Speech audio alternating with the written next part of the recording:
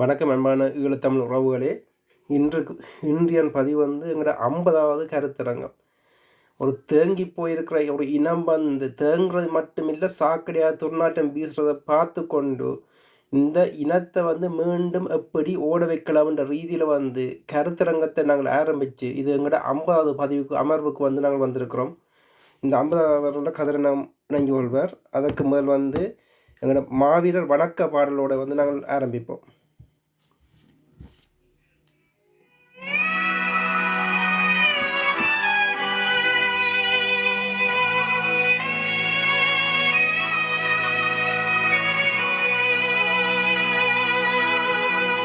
ஈழம் காத்திட உயிர் தந்தவர், ஊடல் தந்தவர், அறிந்தும் சூறையாடுதோ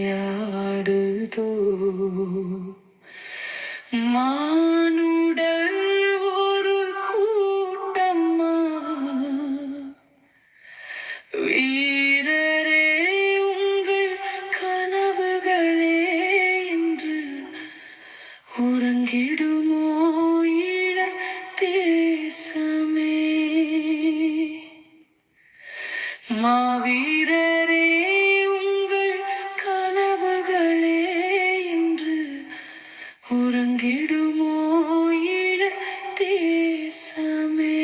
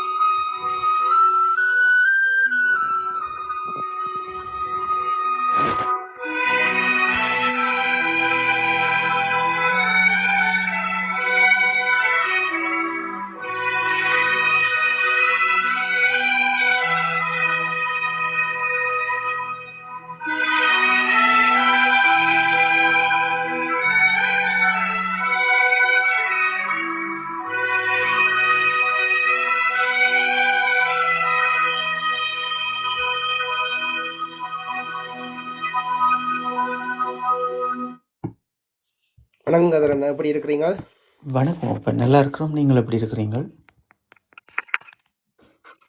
இன்னைக்கு எங்களோட 50வது பதவிக்கு அமர்வுக்கு வந்திருக்கிறோம்னு இந்த தேங்கி போயிருக்கிற இந்த இனத்தை ஓட வைக்கிறதுக்காண்டி எங்களோட ஒரு சின்ன முயற்சி தான் அது உண்மையான முயற்சியாக இப்பத்த இனத்தை நாங்கள் திருத்த இதன் இது ஒரு வரலாற்று பதிவை எங்களோட வருங்கால சமுதாயத்துக்கு ஆன பதிவாக நாங்கள் இதான் இருக்கிறோம்.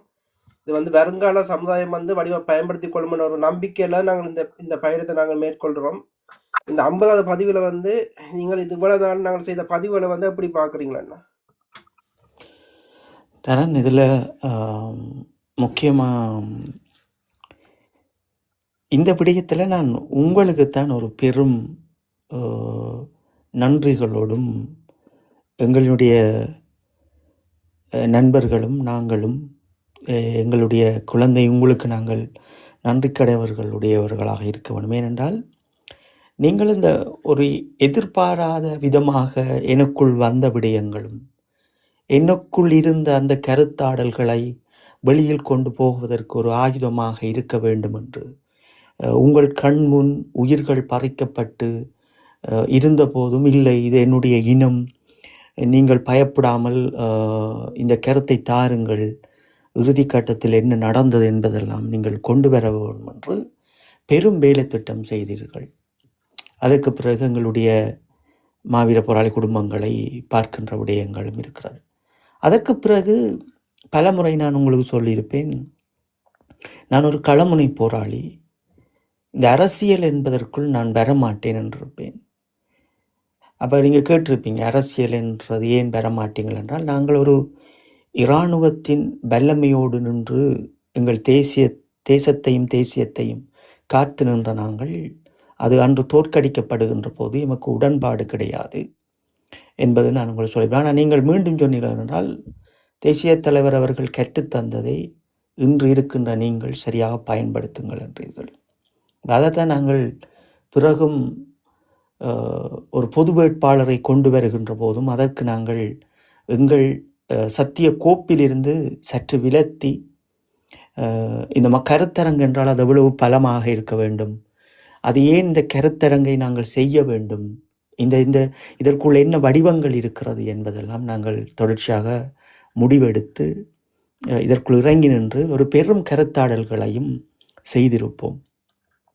அது அத்தனையும் எம்முடைய தேசிய தலைவர் அவர்களால் வளர்க்கப்பட்ட, பண்படுத்தப்பட்டு கற்றுத்தந்த நுண்ணியமான விடயங்களையும் தொடர்ச்சியாக நாங்கள் பேசிக்கொண்டிருக்கின்றோம். இதற்கு முக்கியமாக வகுத்திட்டவர்கள் நீங்கள் தான். என்றால் நான் இதற்குள் வரமாட்டேன் என்று நின்ற போதும் இல்லை, நீங்கள் இழுத்து கொண்டு வந்து என்னை மீண்டும் மீண்டும் இழுத்து பிடித்து நீங்கள் மௌனமாக இருந்து விடக்கூடாது, மாவீரருக்குரிய கௌரவங்களை கொடுக்க வேண்டும், தேசத்தலைவருடைய கௌரவங்களை கொடுக்க வேண்டும் என்று. என்னால் எனக்கு ஒரு விடயம் இருந்தது. அண்ணா எப்போதும் அந்த கற்பித்தது, நான் உங்களோடு பேசுவது போன்று, இந்த பலவீனமாகிடக்கூடாது. இன்றைக்கு எங்களுடைய சமூகத்தை பார்த்து என்னை நான் பலவீனமாக்கி விடக்கூடாது, நான் பலமானவனாக இருக்க வேண்டும் என்பதால் தான் நான் சிறையிலிருந்து வந்து வெளியில் வந்தும் நான் என் மண்ணுக்காக, என் மாவீரருக்காக, என் நண்பர்களுக்காக, என் தேசத்திற்காக, அண்ணா விட்டு சென்ற பணி, என்னுடைய மாவீரர்கள் விட்டு சென்ற பணிக்காக எனக்கு ஒரு கடமை இருக்கிறது என்று நாங்கள் ஒரு வடிவத்தை அமைத்து ஓடிக்கொண்டிருந்தோம். ஆனால் இந்த கருத்தரங்கம் என்பது அது பலரால் இது பார்க்கப்படுகிறது, பலருக்குள் செல்ல வேண்டிய தேவை இருக்கிறது. அப்போ அதனால் இது ஒரு பெரும் பங்கு உங்களை சாரும். ஏனென்றால் நாங்கள் இதற்குள் வரக்கூடாது என்று நின்றாலும் இழுத்து அந்த இடத்தில் கொண்டு வந்து வைத்து இன்று கருத்தரங்காகவே நாங்கள் மாற்றி எம்மை 50வது கருத்தரங்கில் இன்று நாங்கள் அமரப்போகின்றோம். இதில் முக்கியமாக என்னவென்றால், நான் பேசுவதை விட, என்றால் என்னை பொறுத்தளவில் நீங்கள் என்னோடு வாழ்ந்து கொண்டிருக்கின்ற ஒரு இளம் தலைமுறை, தமிழ் மக்களினுடைய, ஈழத்தமிழர்களினுடைய ஒரு இளம் தலைமுறை பிள்ளைகள் என்னோடு வாழ்ந்து கொண்டிருப்பதால் உங்களுக்குத்தான் இதனுடைய விரிவாக்கங்கள், இதுவரை காலமும் நீங்கள் என்னிடமிருந்து கற்றுக்கொண்ட விடயம், இப்படி என்ற பல விடயங்கள் இருக்கும். எனவே என்னுடைய கருத்தாடல்கள், நான் மக்களோடு இதை பகிர்வதை விட உங்களை போன்ற இளைய சமூகம் இந்த வரலாற்றை தாங்கி பிடிக்க வேண்டும். எமக்கு ஒரு ஏக்கம் இருக்கிறது. இந்த முள்ளிவாய்க்காலுக்கு பிற்பாடு தமிழீழ விடுதலை புலிகள் நினைத்த ஒரு விடயங்கள் கூட அதற்கு பிறகு நடந்தது கிடையாது. எனவே அந்த ஏக்கங்கள் மத்தியில் தான் நாங்கள் எங்கே தோல்வியுற்று நிற்கின்றோம் என்று எங்களுடைய தேசிய தலைவர் அவர்களினுடைய அந்த வழிகாட்டலில் நாங்கள் எங்கள் மாவீரர்களுடைய சத்தியங்களோடு நாங்கள் இன்று இந்த சமூகத்தில் முகம் கொடுத்து கொண்டிருக்கின்றோம். அதில் பலர் உங்களை பலர் போன்று விமர்சித்திருப்பார்கள், எம்மை போன்றும் விமர்சித்திருப்பார்கள். ஆனால் அவர்களுக்கு இது என்னுடைய இரத்தம், இது என்னுடைய மண்ணுக்குரிய அரசியல், இது என் மண்ணுக்குரியவர்கள், இவர்கள் எமக்கானவர்கள், இவர்கள் மாவீரருக்காக பேசுகிறார்கள், தலைவருக்காக என்று ஒரு இளம் தலைமுறை பிள்ளைகளாக என்று உங்களை ஒரு 7 வருடங்கள் என்னோடு இணைந்து நீங்கள் பயணிக்கின்றதை அவமதித்ததெல்லாம் தட்டி தூசென தூக்கி எறிந்து போட்டு நின்றீர்கள். எனவே இந்த நேரத்தில் நாங்கள் உங்களை வாழ்த்துவதும், இந்த 50வது எபிசோடை எப்படி கொண்டு போயிருக்கின்றீர்களோ, நாங்கள் இனி ஒரு புது பரிமாற்றங்களை செய்ய வேண்டும். நாங்கள் பல வேலை திட்டங்கள் முடிவடைந்த பிறகு இதை நாங்கள் சர்வதேசமெங்கும் கொண்டு போவது போன்றும், எங்களுடைய மாவீரர்கள் இந்த அரசியல் நுட்பமான விடயங்களை நாங்கள் புத்தகங்களாக, கவிதைகளாக, எம்மால் முடிந்த எல்லா ஆவணங்களையும் நாங்கள் தொடர்ச்சியாக செய்து கொண்டிருப்போம், செய்வோம். எனவே ஒரு மிக பெரும் நன்றிகளோடு, ஒரு இளம் தலைமுறை பிள்ளைகளோடு நாங்களும் கிட்டத்தட்ட உங்களுக்கும் எனக்கும் ஒரு நிறைய வயது வித்தியாசம் இருந்தாலும், ஆனால் உங்களுக்கு அந்த பக்குவம் இருக்கிறது. போராளி அண்ணாண்ட இப்படித்தான் இருப்பார், அவருடைய துணைவியார் இப்படி இருப்பினர், அவருடைய நண்பர்கள் இப்படி, குடும்பங்கள் இப்படி, அப்படி என்ற சில பக்குவங்கள் உங்களுக்கு இருக்கிறது. ஏன்னா அந்த பக்குவம் எம்மை ஒரு நல்ல பாதையில் கொண்டு சேர்க்கிறது. எத்தனை பேர் வந்தாலும் அதை தூக்கி எறிந்துவிட்டு எம் தேசிய தலைவரின் கொள்கைகளோடும், எத்தனை எம்மை ஏறி மிதித்தாலும் இந்த தமிழ் தேசியம் என்கின்ற ஈழத் தமிழர்களினுடைய இந்த தமிழீழம் என்கிற கோட்பாட்டிலிருந்து நாங்கள் ஒருபோதும் விலத்தி சென்று விட முடியாது. எங்கள் உயிர் உள்ள வரைக்கும் நாங்கள் எங்கள் தேசிய தலைவரினுடைய அவரினுடைய ஒரு மிக பெரும் வரம், ஈழத்தமிழர்களுடைய வரங்கள் இன்று உலகமெங்கும் இந்தியாவில் இருக்கின்ற ஒரு சில மனிதர்களாலும் அது அசிங்கப்படுத்தி இருக்கின்றது. நாங்கள் அதை முடிந்த அளவு அதை தட்டி தடவி தூசுகள் எல்லாம் எடுத்துவிட்டு எங்கள் தேசிய தலைவர் யார் என்பதை நாங்கள் சொல்லிக் கொண்டு எழுதுகின்றோம். நாங்கள் எழுதுகின்ற புத்தகங்கள் அத்தனையுமே அது தேசிய தலைவரினுடைய வாழ்வியலும் ஒவ்வொரு நிமிடங்களும் போராளிகளும் மக்களும் அதை எப்படி ரசித்து ருசித்து எங்கள் அண்ணாவோடு நின்றார்கள், ஈழம் என்றால் என்ன, தேசியங்கள் என்றால் என்ன என்று பல விடயங்கள் இருக்கிறது. எனவே நாங்கள் இந்த கருத்தரங்குகளை நாங்கள் இன்னும் எடுத்துக்கொண்டு போக வேண்டிய தேவை இருக்கிறது. அதற்காக எங்களுடைய இணையதளங்கள் தயார் செய்யப்பட்ட பின் இப்படி நாங்கள் பேசுவதை எல்லாம் நாங்கள் எழுத்து வடிவங்களாக புத்தகங்கள் வடிவாக நாங்கள் தொடர்ச்சியாக, இது விற்பனை அல்ல, நாங்கள் எங்களுடைய பணத்தில் நாங்கள் உழைத்து நாங்களே இவர்களுக்குரிய காணிக்கையாக இந்த வரலாற்றில் அடுத்த பிள்ளைகளுக்கு சரியான ஆவணங்கள் இருக்க வேண்டும். தமிழர்கள், ஈழத்தமிழர்கள் நாங்கள் இப்படிப்பட்டவர்கள் என்பதை அவர்கள் தங்களை அடையாளப்படுத்த வேண்டும். என்றால் இன்று இந்த உலகத்தமிழர் வட்டத்துக்குள் கொண்டு வந்து எம்மை வைக்கின்ற போது எங்களுடைய தேசிய தலைவருடைய அந்த கௌரவங்களும் மாவீருடைய தியாகங்களும் சிதைக்கப்பட்டிருக்கு. எனவே நாங்கள் அதை காப்பாற்ற வேண்டும். நாங்கள் இன்று இலங்கையோடு மட்டும் நாங்கள் போராடியவர்கள் கிடையாது. அண்ணா சொல்லுவது போன்று அதுதான். இன்று நாங்கள் பலரோடு போராட வேண்டி கிடக்கிறது. மக்களோடு போராட வேண்டி கிடக்கிறது. எம்மோடு அருகில் நின்று களமுனை நின்றவரோடு போராட வேண்டி இருக்கிறது. ஒரே தட்டில் சாப்பிட்டவர்களோடு நின்று போராட வேண்டி இருக்கிறது. அதே போன்று ஒரு மொழியை பேசுகின்ற உலகத்தில் வாழுகின்ற தமிழ் மொழி பேசி அவர்கள் ஒரு மலேசிய தமிழராக, ஒரு சிங்கப்பூர் தமிழராக, ஒரு இந்திய தமிழராக இருக்கிறவன்ற எல்லோரையும் நாங்கள் போராட வேண்டிய ஒரு தேவை இந்த இறுதி 17/5/2009 பிறகு ஒரு ஒரு ஒரு களமுனையில் நின்றவர்களாக, அந்த மாவீருடைய நண்பர்களாக, தேசியத்தை, ஈழம் என்னும் அந்த கோட்பாட்டினை, அந்த யாப்பினை அடுத்த தலைமுறையிடம் கையளிக்க வேண்டும் என்பதற்காக நாங்கள் அதற்கும் சேர்த்து பெரும் முகம் கொடுத்து போராட வேண்டியிருக்கிறது. எனவே அது ஒரு பெரும் பங்கு என்னோடு இணைந்து உங்களை நான் இந்த இடத்தில் மனதார ஒரு நல்ல ஒரு ஈழத்தினுடைய ஒரு நல்ல குடிமகனாக, ஒரு ஒரு இளம் தலைமுறையின் ஒரு வழிகாட்டியாக, என்னதான் துன்பங்கள் எவ்வளவு இருந்தாலும் அதை தட்டி எறிந்துவிட்டு எனது தலைவர், எனது மாவீரர், எனது மண்ணென்று நிற்கின்ற அந்த அந்த மனப்பான்மையும், இன்னும் உங்களிடம் கையளித்த குடும்பங்களை நீங்கள் தொடர்ச்சியாக மனங்கூசாமல் இன்று வரைக்கும் பார்த்து கொண்டிருக்கின்ற விடயங்கள் என்று இப்படி அடுக்கிக் கொண்டே போக முடியும். எனவே பெரும் நன்றிகளோடு உங்களோடு நாங்கள் இணைந்து பயணிப்பதற்கு முதலில் நாங்கள் பெரும் நன்றிகளை இந்த உயிரோடு இருக்கின்ற காலங்களில் உங்களோடு இணைந்து வாழ்வதற்கும் பயணிப்பதற்கும் நாங்கள் உங்களுக்குத்தான் மிக பெரும் நன்றிகளை சொல்லிக்கொண்டு, எங்களுடைய மக்களுக்கு கிட்டத்தட்ட நாங்கள் பொது வேட்பாளருக்காக இந்த இணையதளத்தை நாங்கள் சரியாக பயன்படுத்தியிருப்போம். எனவே எம்மோடு இணைந்து நிற்கின்ற பொதுமக்களுக்கும் நன்றிகளும் கூறிக்கொண்டு, மீண்டும் நாங்கள் கையளித்த குடும்பங்களை பார்த்து கொண்டிருக்கின்ற எங்கள் உறவுகளுக்கும் பெரும் பெரும் நன்றிகளையும் வணக்கங்களையும் அவர்களுக்கும் சொல்லிக்கொண்டு, தரனவர்களுக்கு மீண்டும் ஒரு இந்த கருத்தாடலும் இந்த கருத்தரங்கம் என்பதும் அது உங்களால் தான் நடைபெறுகிறது. மாற்றங்களை நாங்கள் இன்று பல மாற்றங்களை மாற்றி நாங்களும் போக வேண்டிய தேவை இருக்கிறது. எனவே தொடர்ச்சியாக நாங்கள் இதில் பயணிப்போம். நிச்சயமாக இப்போ வந்து நாங்கள் போன முறையெல்லாம் உங்கள் தேசிய தலைவர் கற்றுக் கொடுத்த போராளிகளுக்கு கற்றுக் கொடுத்த நுணுக்கங்களை பற்றி நாங்கள் உரையாடி கொண்டிருக்கோம். இந்த மக்களுக்கு வந்து விழிப்படைய வேண்டும் என்றால் ஏற்கனவே எங்களை தேசிய தலைவர் எல்லா விடயங்களையும் வந்து அரசியல் விடயங்களை வந்து அரசியல் வகுப்புகளை வந்து தளபதிகளுக்கும் போராளிகளுக்கும் எடுத்திருக்கிறாரு. அந்த விடயங்கள், அந்த நுணுக்கங்களை தான் நீங்கள் இப்போ வந்து உரையாடி கொண்டிருக்கிறீர்கள். அதே போல் வந்து ஒன்னமொரு விடயம் இப்போ வந்து பல காணொலியை நாங்கள் பார்க்குறோம். மக்களுக்கு வந்து ஒன்றும் உதவிகள் வந்து போய் சேரையில். ஆனால் பல உலக நாடுகள் ஃபுல்லாக முழுவதும் வந்து பல நிதிகளை வந்து இலங்கைக்கு வாரி கொடுத்திருக்கிறோம்.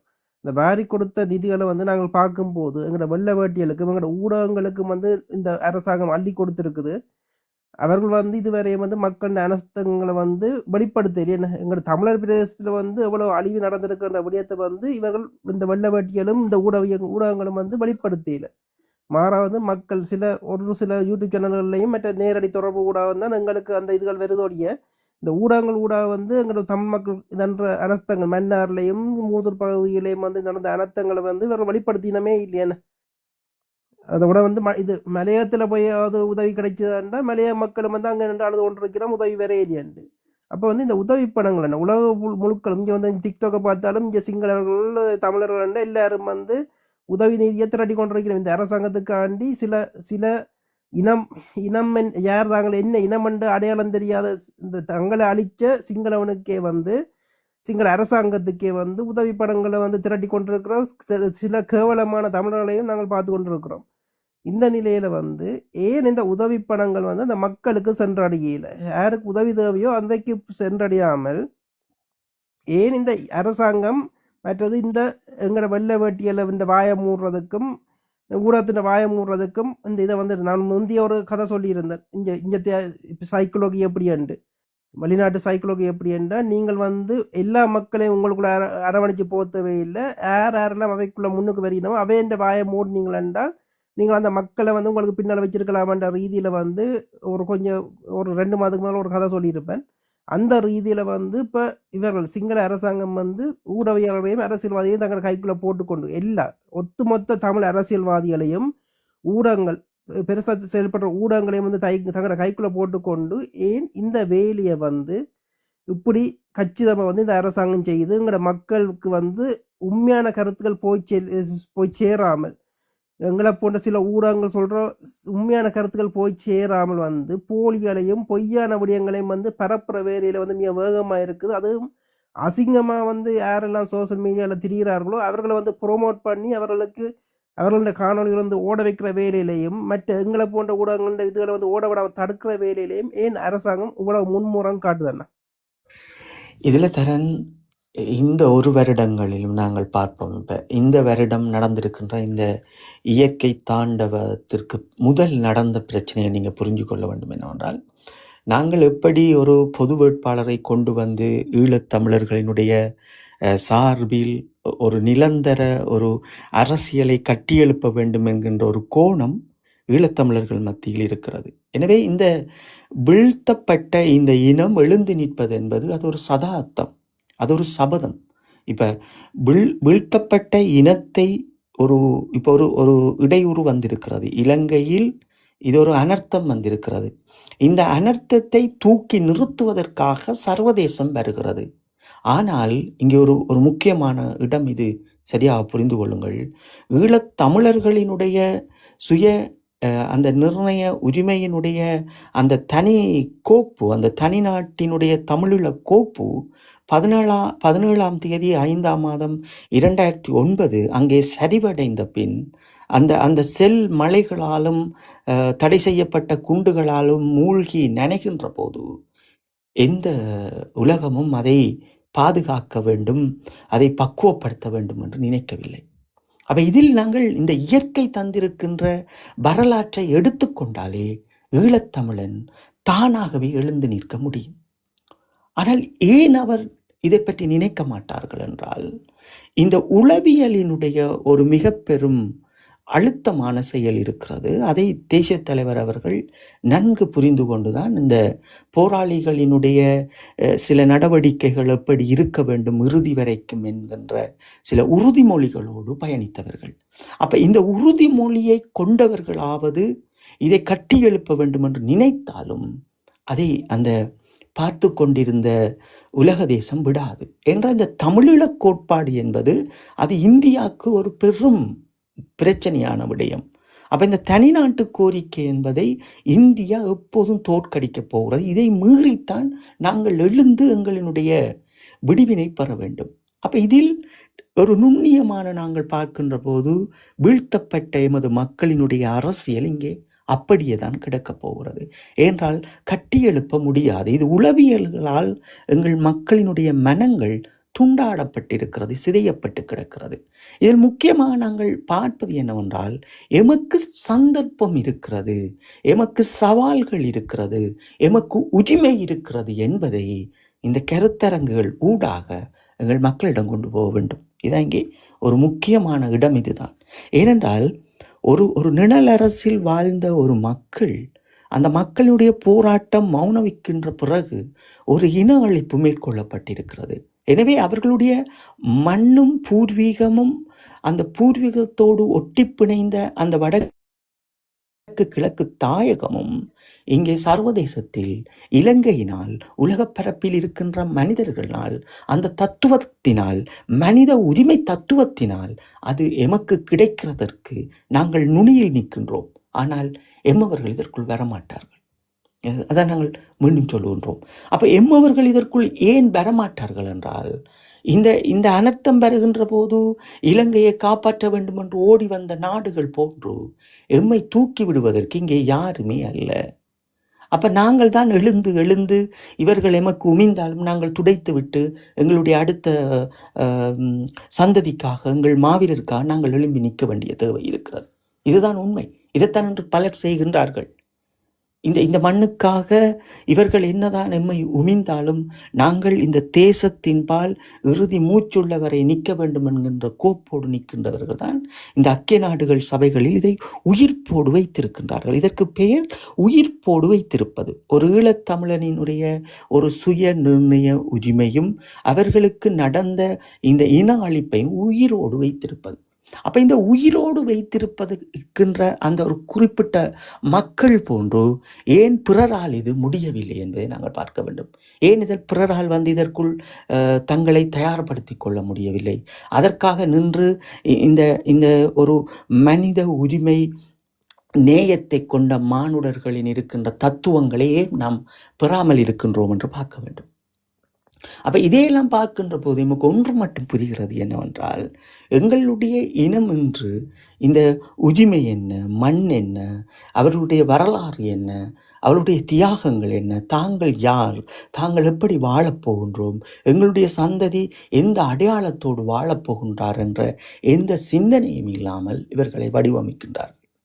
அப்போ இந்த வடிவத்தை மாற்ற வேண்டும் என்பதால் தான் இந்த கருத்தாடல்களும் கருத்தரங்கங்களும் பெரிதாக இருக்க வேண்டும், ஒரு பெரும் பிரச்சாரம் ஈழத்தமிழர்கள் மத்தியில் இருக்க வேண்டும் என்று பார்ப்பது. அப்போ இங்கே நாங்கள் ஒரு விடயம் மட்டும் நமக்கு தெரிகிறது. நாங்கள் எழும்புகின்ற போதெல்லாம் ஏதொரு இடத்தில் புரியாமல் தட்டி தடுமாறிக்கொண்டு நிற்போம். இப்போ உதாரணமாக நீங்கள் பார்த்தீங்கன்றால், புலம்பெயர்ந்த மக்கள் என்ன செய்ய வேண்டும்? முதலில் இப்போ உண்மையிலே புலம்பெயர்ந்த மக்கள் என்ன செய்ய வேண்டும்? புலம்பெயர்ந்த மக்கள் தங்களினுடைய மண் விடுதலையாக வேண்டும் என்று உலகத்தில் அவர்களுக்கு கருத்து சுதந்திரம் இருக்கிறது. அந்த கருத்து சுதந்திர அடிப்படையில், அந்த வடிவத்தின் அடிப்படையில் ஒரு அமைப்புகளோடு சேர்ந்து அவர்கள் பயணித்து தங்களுடைய மண்ணினுடைய சுயநிர்ணய உரிமையை உயிர்ப்போடு வைத்திருக்க முடியும். அப்போ ஏன் இங்கே இந்த குழப்பங்கள் ஏற்படுகிறது என்றால், நம்பிக்கையின்மை, சுயநலமான வாழ்வியல், சுயநலமான சிந்தனைகள், நீ நான் என்ற திண்டாடல்கள், வேற்றுமைகள், இது என்ன செய்யுது என்று சொன்னால், இங்கே எங்களுடைய இந்த உரிமையை கூறு போட்டு நிற்கிறது. இதை யார் செய்கிறார்கள் என்றால், இந்த இந்தியாவுக்கு ஒரு பெரும் தேவை இருக்கிறது என்னவென்றால், இந்த ஈழத்தமிழர் என்று சொல்றது சொற்படம் இல்லாமல் போக வேண்டும்.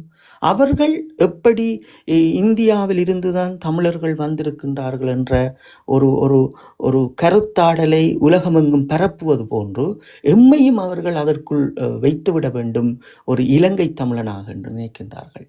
அப்போ இலங்கை தமிழராக இருக்க வேண்டும் என்றாலும் அவர்களுக்குரிய உரிமை என்ன, அவருடைய மண் என்ன, அவருடைய பூர்வீகம் என்ன, அவர்களுடைய அரசியல் உரிமைகள், வரலாற்று சந்ததிக்கு என்ன, அவருடைய ஜாப்புகள் என்ன என்பதை இந்த பிள்ளைகளுக்கு பெற்றோர்கள் சொல்லிக் கொடுப்பதற்கு இன்று தயாராக இல்லை. இது ஒரு சுயநல உலகமாக இன்று மாறி நிற்கிறது. அதுதான் உண்மை.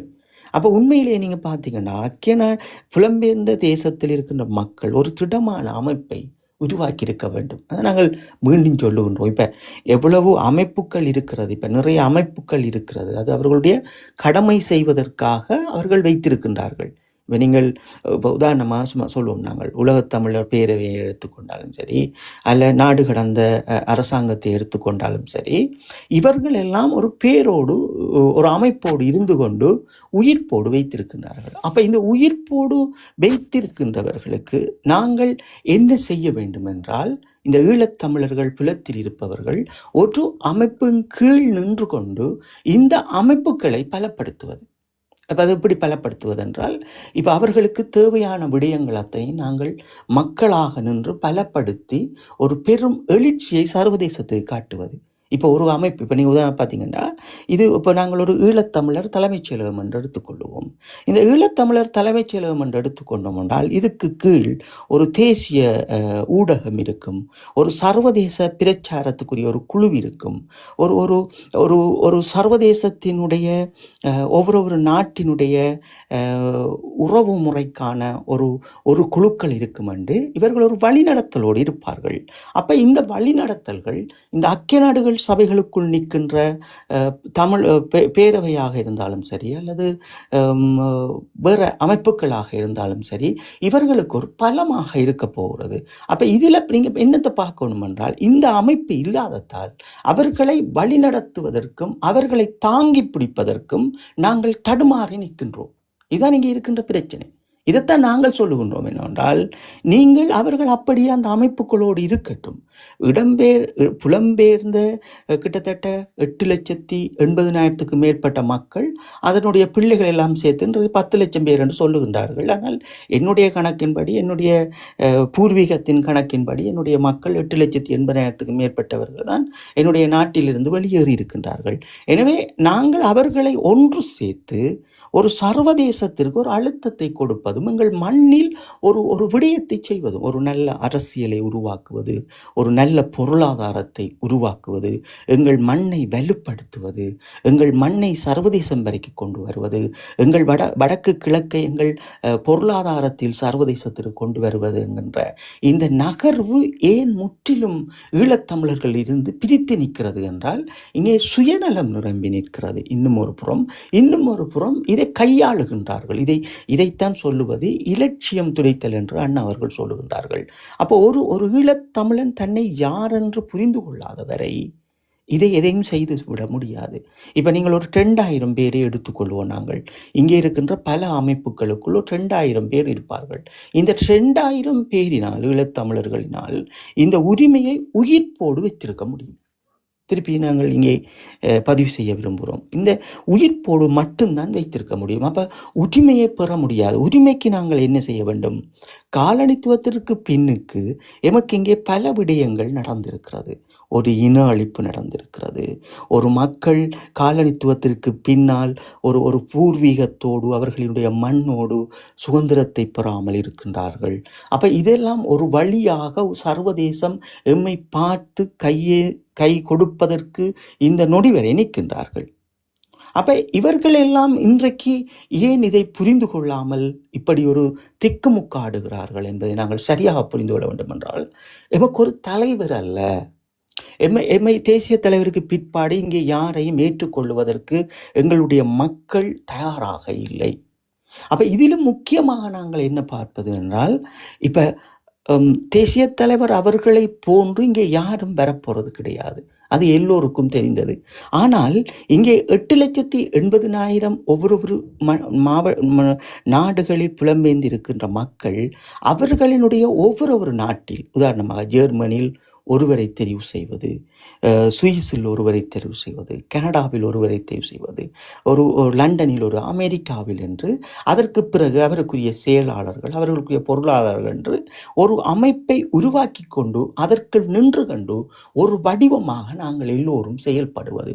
அப்போ இந்த ஒரு அமைப்பு என்ன செய்ய போகின்றார்கள் என்றால் இப்போ நீங்கள் உதாரணம் பார்த்தீங்கன்னா ஒரு 6 பேர் போன்ற குழுவுக்கு இதே வேலையாக இருப்பார்கள்.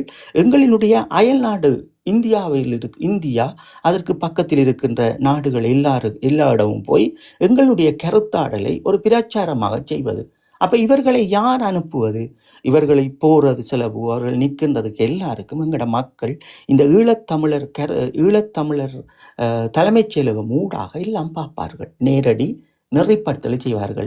இன்றைக்கு தமிழ்நாட்டில் போய் ஒருவரை சந்தித்து இதை பலப்படுத்த வேண்டும் எங்களுடைய சுய உரிமை என்றால் அதற்கு தயாராக வேண்டும். அருகில் உள்ள கேரளா மாநிலங்களுக்கு போய் அங்கே ஒரு சந்திப்பை ஏற்படுத்த வேண்டும். தெலுங்கானா போக வேண்டும். அப்படி என்று எல்லா இடமும் ஒரு பேச்சுவார்த்தை குழுக்களாக போவார்கள். இது ஒரு புறம் ஆசியாவில் ஒரு டீம் ஒர்க் பண்ண வேண்டும். இன்னொரு புறம் எங்களுடைய இருக்கின்ற நாடுகளில் புலம்பெயர்ந்த நாடுகளில் இருக்கின்ற ஒரு வெளியுறவு கொள்கைகளை சந்திப்பதற்காக அதற்கு ஒரு 8 பேர் கொண்ட ஒரு நல்ல ஆழ்மை உள்ளவர்கள், நல்ல திறன்பட செயல்படுபவர்களை நாங்கள் தயார்படுத்தி அவர்கள் இதே வேலையாகவே இருப்பார்கள். எங்களுடைய சுய நிர்ணய உரிமைக்கு எந்தெந்த இடங்களில் நாங்கள் எதை எதை நிரப்புவதற்கென்று. அப்போ நீங்கள் இங்கே புரிஞ்சு கொள்ளுங்கோ, இங்கே வேலை திட்டம் இருக்கிறது, ஆனால் வடிவங்களும் அல்ல, ஆக்களும் அல்ல, அதற்குரிய வந்து உதவிகளும் அல்ல. ஒரு நல்ல இதை வந்து நீங்கள் நினைட்டுருக்கிறீங்கன்னா, இப்போ வந்து போன இந்த இந்த வந்து போன முறை நடந்த ஐநாண்ட கூட்டத்தொடரில் வந்து மக்கள் வெளியால் வந்து போராட்டம் ஐநாவில் வந்து நீதிக்காண்டி போராட்டம் நடத்தி கொண்டிருந்த அதே நாளில் வந்து சிங்கள அனுர அரசாங்கத்தோட கட்டி புரண்ட கயந்தமார் பொன்னம்பலம் இந்த வேற ஒரு இதுக்கு வந்து நிகழ்வுக்கு வந்து பேர்னில் வந்து கட்டி புரண்ட கயந்தமார் பொன்னம்பலம் அவர்கள் வந்து அதில் வந்து கொஞ்சம் சில பிரேமச்சந்திரன், மண்டையங்குழு பிரேமச்சந்திரன், மற்றது கோடீஸ்வரன் போன்ற தமிழரசு கட்சி கோடீஸ்வரன் அவர்களும் வந்து அதில் கலந்து கொண்டிருந்தார்கள். இப்போ வந்து இதில் வந்து இவர் கயந்தமார் பொன்னம்பலம் அவர்கள் வந்து மீண்டும் வந்து இந்தியாவுக்கு போகிறாராம். அதுவும் வந்து இவ்வளவு நாளும் வந்து ஒரு நாள் இரு தேசம் என்று சொல்லி கொண்டிருந்தவர்கள் வந்து இப்போ வந்து சமஸ்தியை ஏற்றுக்கொண்டு போயினம் என்ற இதை வந்து இதாண்டினம். இவ்வளவு நாளும் தனிநாடு எங்கட தனிநாட்டு கோரிக்கையை கைவிட்டு இப்போ வந்து சமஸ்தியை ஏற்றுக்கொண்டு போகிறோம்னு சொல்லி இவர்கள் அங்கே இந்தியாவுக்கு போகிறத வந்து நீங்கள் எப்படி பார்க்குறீங்களா? தரன், இதில் நாங்கள் முக்கியமாக பார்க்க வேண்டிய விடயம் என்னன்னு சொன்னால், இப்போ ஈழத்தமிழர்களுக்கு வந்து ஒரு எல்லோருக்கும் வந்து தனக்குள்ளேயே தன் மண்ணையும் தன் மாவீரர்களையும் தன் தேசிய தலைவரையும் தன் பூர்வீகத்தையும் நான் காத்துவிட வேண்டும் என்கின்ற எண்ணம் வராத வரை இங்கே எதையும் நீங்கள் சரி செய்து விட முடியாது. தெளிவாக புரிந்து கொள்ளுங்கள், இது யாராலும் முடியாது. அது புலத்தில் இதை உயிர்ப்போடு மட்டும்தான் வைத்திருப்பார்கள். எங்களுடைய நிலத்தில் இருப்பவர்கள் இப்படித்தான் போயிட்டு வருவார்கள். இதைவிட ஒன்றுமே நடக்காது. இந்த 16 ஆண்டுகளும் கடத்தியது போல் மீண்டும் ஒரு 16 ஆண்டுகளை கடத்தி உளவியல் ரீதியாக இருக்கின்ற வயதானவர்கள் எல்லாம் இறந்து விடுவார்கள். ஒரு தலைமுறை பிள்ளைகள் அவர்கள் இதற்குள் எல்லாம் மறந்து இலங்கையராக வாழ்வார்கள். அதற்குத்தான் இந்த இப்படியான காலத்தை வீணடிக்கிறார்கள் எம்மவர்கள். மக்கள் இதை புரிந்து கொண்டார்கள் என்றால் உடனே அவர்களால் எழ முடியும். அப்போ இதில் நீங்கள் பாருங்க என்னென்றால், இப்போ ஐயா கஜேந்திரகுமார் அவர்கள் கடந்த மாதங்களில் சுவிட்சர்லாந்தினுடைய வெளியுறவு கொள்கையினோடு வந்து ஒரு இலங்கையினுடைய நாடாளுமன்ற குழுக்களாக வந்து சென்றார்கள். அதை பற்றி நாங்கள் பேசியிருப்போம். எனவே இவர்கள் ஒரு ஈழத்தமிழர்களினுடைய பிரதிநிதிகளாக இவர்கள் வந்தவர்கள் கிடையாது. இவர்களுக்கு அவ்வளவு சாணக்கியத்தனமும் இவர்களுக்கு கிடைக்க போகிறது கிடையாது. இப்போ உண்மையிலேயே ஒரு சாணக்கியத்தனம் என்பது ஒரு அணியின் கீழ் நின்று எங்கள் மக்களை பலப்படுத்தி அதில் அந்த அணிக்குள் இருக்கின்ற சில விஷக்கிருமிகள் இருந்தால் அதை களைந்து எறிந்துவிட்டு அதை நாங்கள் திடன்பட அடுத்த சமூகத்திடம் கையளிப்பது தான் ஒரு ஆரோக்கியமான ஒரு விடயமாக பார்க்கணும். இப்போ உதாரணமாக பார்த்தால், இப்போ நாங்கள் எங்களால் முடியும், இப்போ எங்களால் ஈழத்தமிழர் தலைமைச் செயலகத்தை உருவாக்க முடியும். ஆனால் அந்த 500 பேரை நாங்கள் கேட்டவர்கள் அல்ல. இதுதான் பிரச்சனை. இப்போ நாங்கள் எங்களுடைய போராளிகள், மாவீரர்கள், உற்றார் உறவினர், கிராமங்கள் என்று பார்த்தாலும் கிட்டத்தட்ட ஒரு 5000 பேரை இதற்கு உள்படுத்த முடியும். நாங்கள் அதை கேட்டவர்கள் கிடையாது. நாங்கள் கேட்பது என்னவென்றால், இந்த மக்கள், இந்த புலத்தில் இருக்கின்ற எல்லா மக்களும் நீங்கள் அணிதிரளாமல் இங்கே என்னதான் முடிவெடுத்தாலும் இங்கே எங்களுடைய சுயநிர்ணய உரிமையை பெற்றுவிட முடியாது. எனவே அதுக்குத்தான் நாங்கள் சொல்லுகின்றோம் என்னவென்றால், இப்போ ஐயா கஜேந்திரகுமார் அவர்களை போன்றவர்கள் எல்லாம் இந்தியாவில் போய் நின்று தாங்கள் சமஷ்டிக்கு போகின்றோம் அல்லது 13 தாருங்கள் என்று கேட்பதெல்லாம் இது இந்த அரசியலில் இருக்கின்ற தத்துவங்களும் இந்த உண்மையான ஈழத்தமிழர்களினுடைய இந்த சுயநிர்ணய உரிமை என்ன என்பதை அவர்கள் முதலில் அவர்களுடைய கட்சிக்கும் பிள்ளைகளுக்கும் கற்றுக் கொடுக்க வேண்டிய தேவை இருக்கிறது. ஏனென்றால் இப்போ உங்களுக்கு தெரியும், இப்போ இதை சகோதரர் கஜன் அவர்கள் ஒரு பதிவு ஒன்று போட்டிருக்கிறார். ஒரு காலத்தின் தேவையாக வந்து அவர் பதிவிட்டிருக்கார். அது ஒரு நல்ல பதிவாக அவர் சொல்லுகின்றார் என்னவென்றால், அம்மா ஜெயலலிதா அவர்கள் தனிநாட்டு கோரிக்கையை வைத்து வாக்கெடுப்புக்கு செல்வதற்கு உறுதிப்படுத்தி அவர்களுடைய நாடாளுமன்றத்தில் அதை நிறைவேற்றுகின்றார்கள். எனவே அந்த நாடாளுமன்றம் எவ்வளவு பலமாக இருக்கிறது. அதே போன்று நான் கேரளாவுக்கு போக வேண்டும், தெலுங்கானாக்கு போக வேண்டும், பிற மாநிலங்களுக்கு போய் இதை நான் வலுப்படுத்தி ஒரு எழுச்சிகரமான ஈழத்தமிழர்களுடைய இந்த சுய நிர்ணய உரிமைக்கு நான் கொண்டு வர வேண்டும் என்று நினைப்பவன் தான் அரசியல்வாதி. எனவே நீங்கள் இதை புரிந்து கொள்ள வேண்டும் என்னவென்றால், போர் முடிந்து 16 ஆண்டுகளாகி இத்தனை ஆண்டுகளிலும் அந்த மக்கள் அந்த மக்களாகத்தான் இருக்கிறார்கள். நீங்கள் இப்போ வடமாகாணத்தை எடுத்து பார்த்தீர்கள் என்றால் வடமாகாணம் அப்படியே தான் இருக்கிறது. கிழக்கு மாகாணத்தை எடுத்து பார்த்தீர்கள் என்றால் அப்படித்தான் இருக்கிறது. நிலங்கள் மட்டும் அபகரிக்கப்பட்டிருக்கிறது. எனவே இங்கே நாங்கள் எதுவும் செய்தவர்கள் கிடையாது.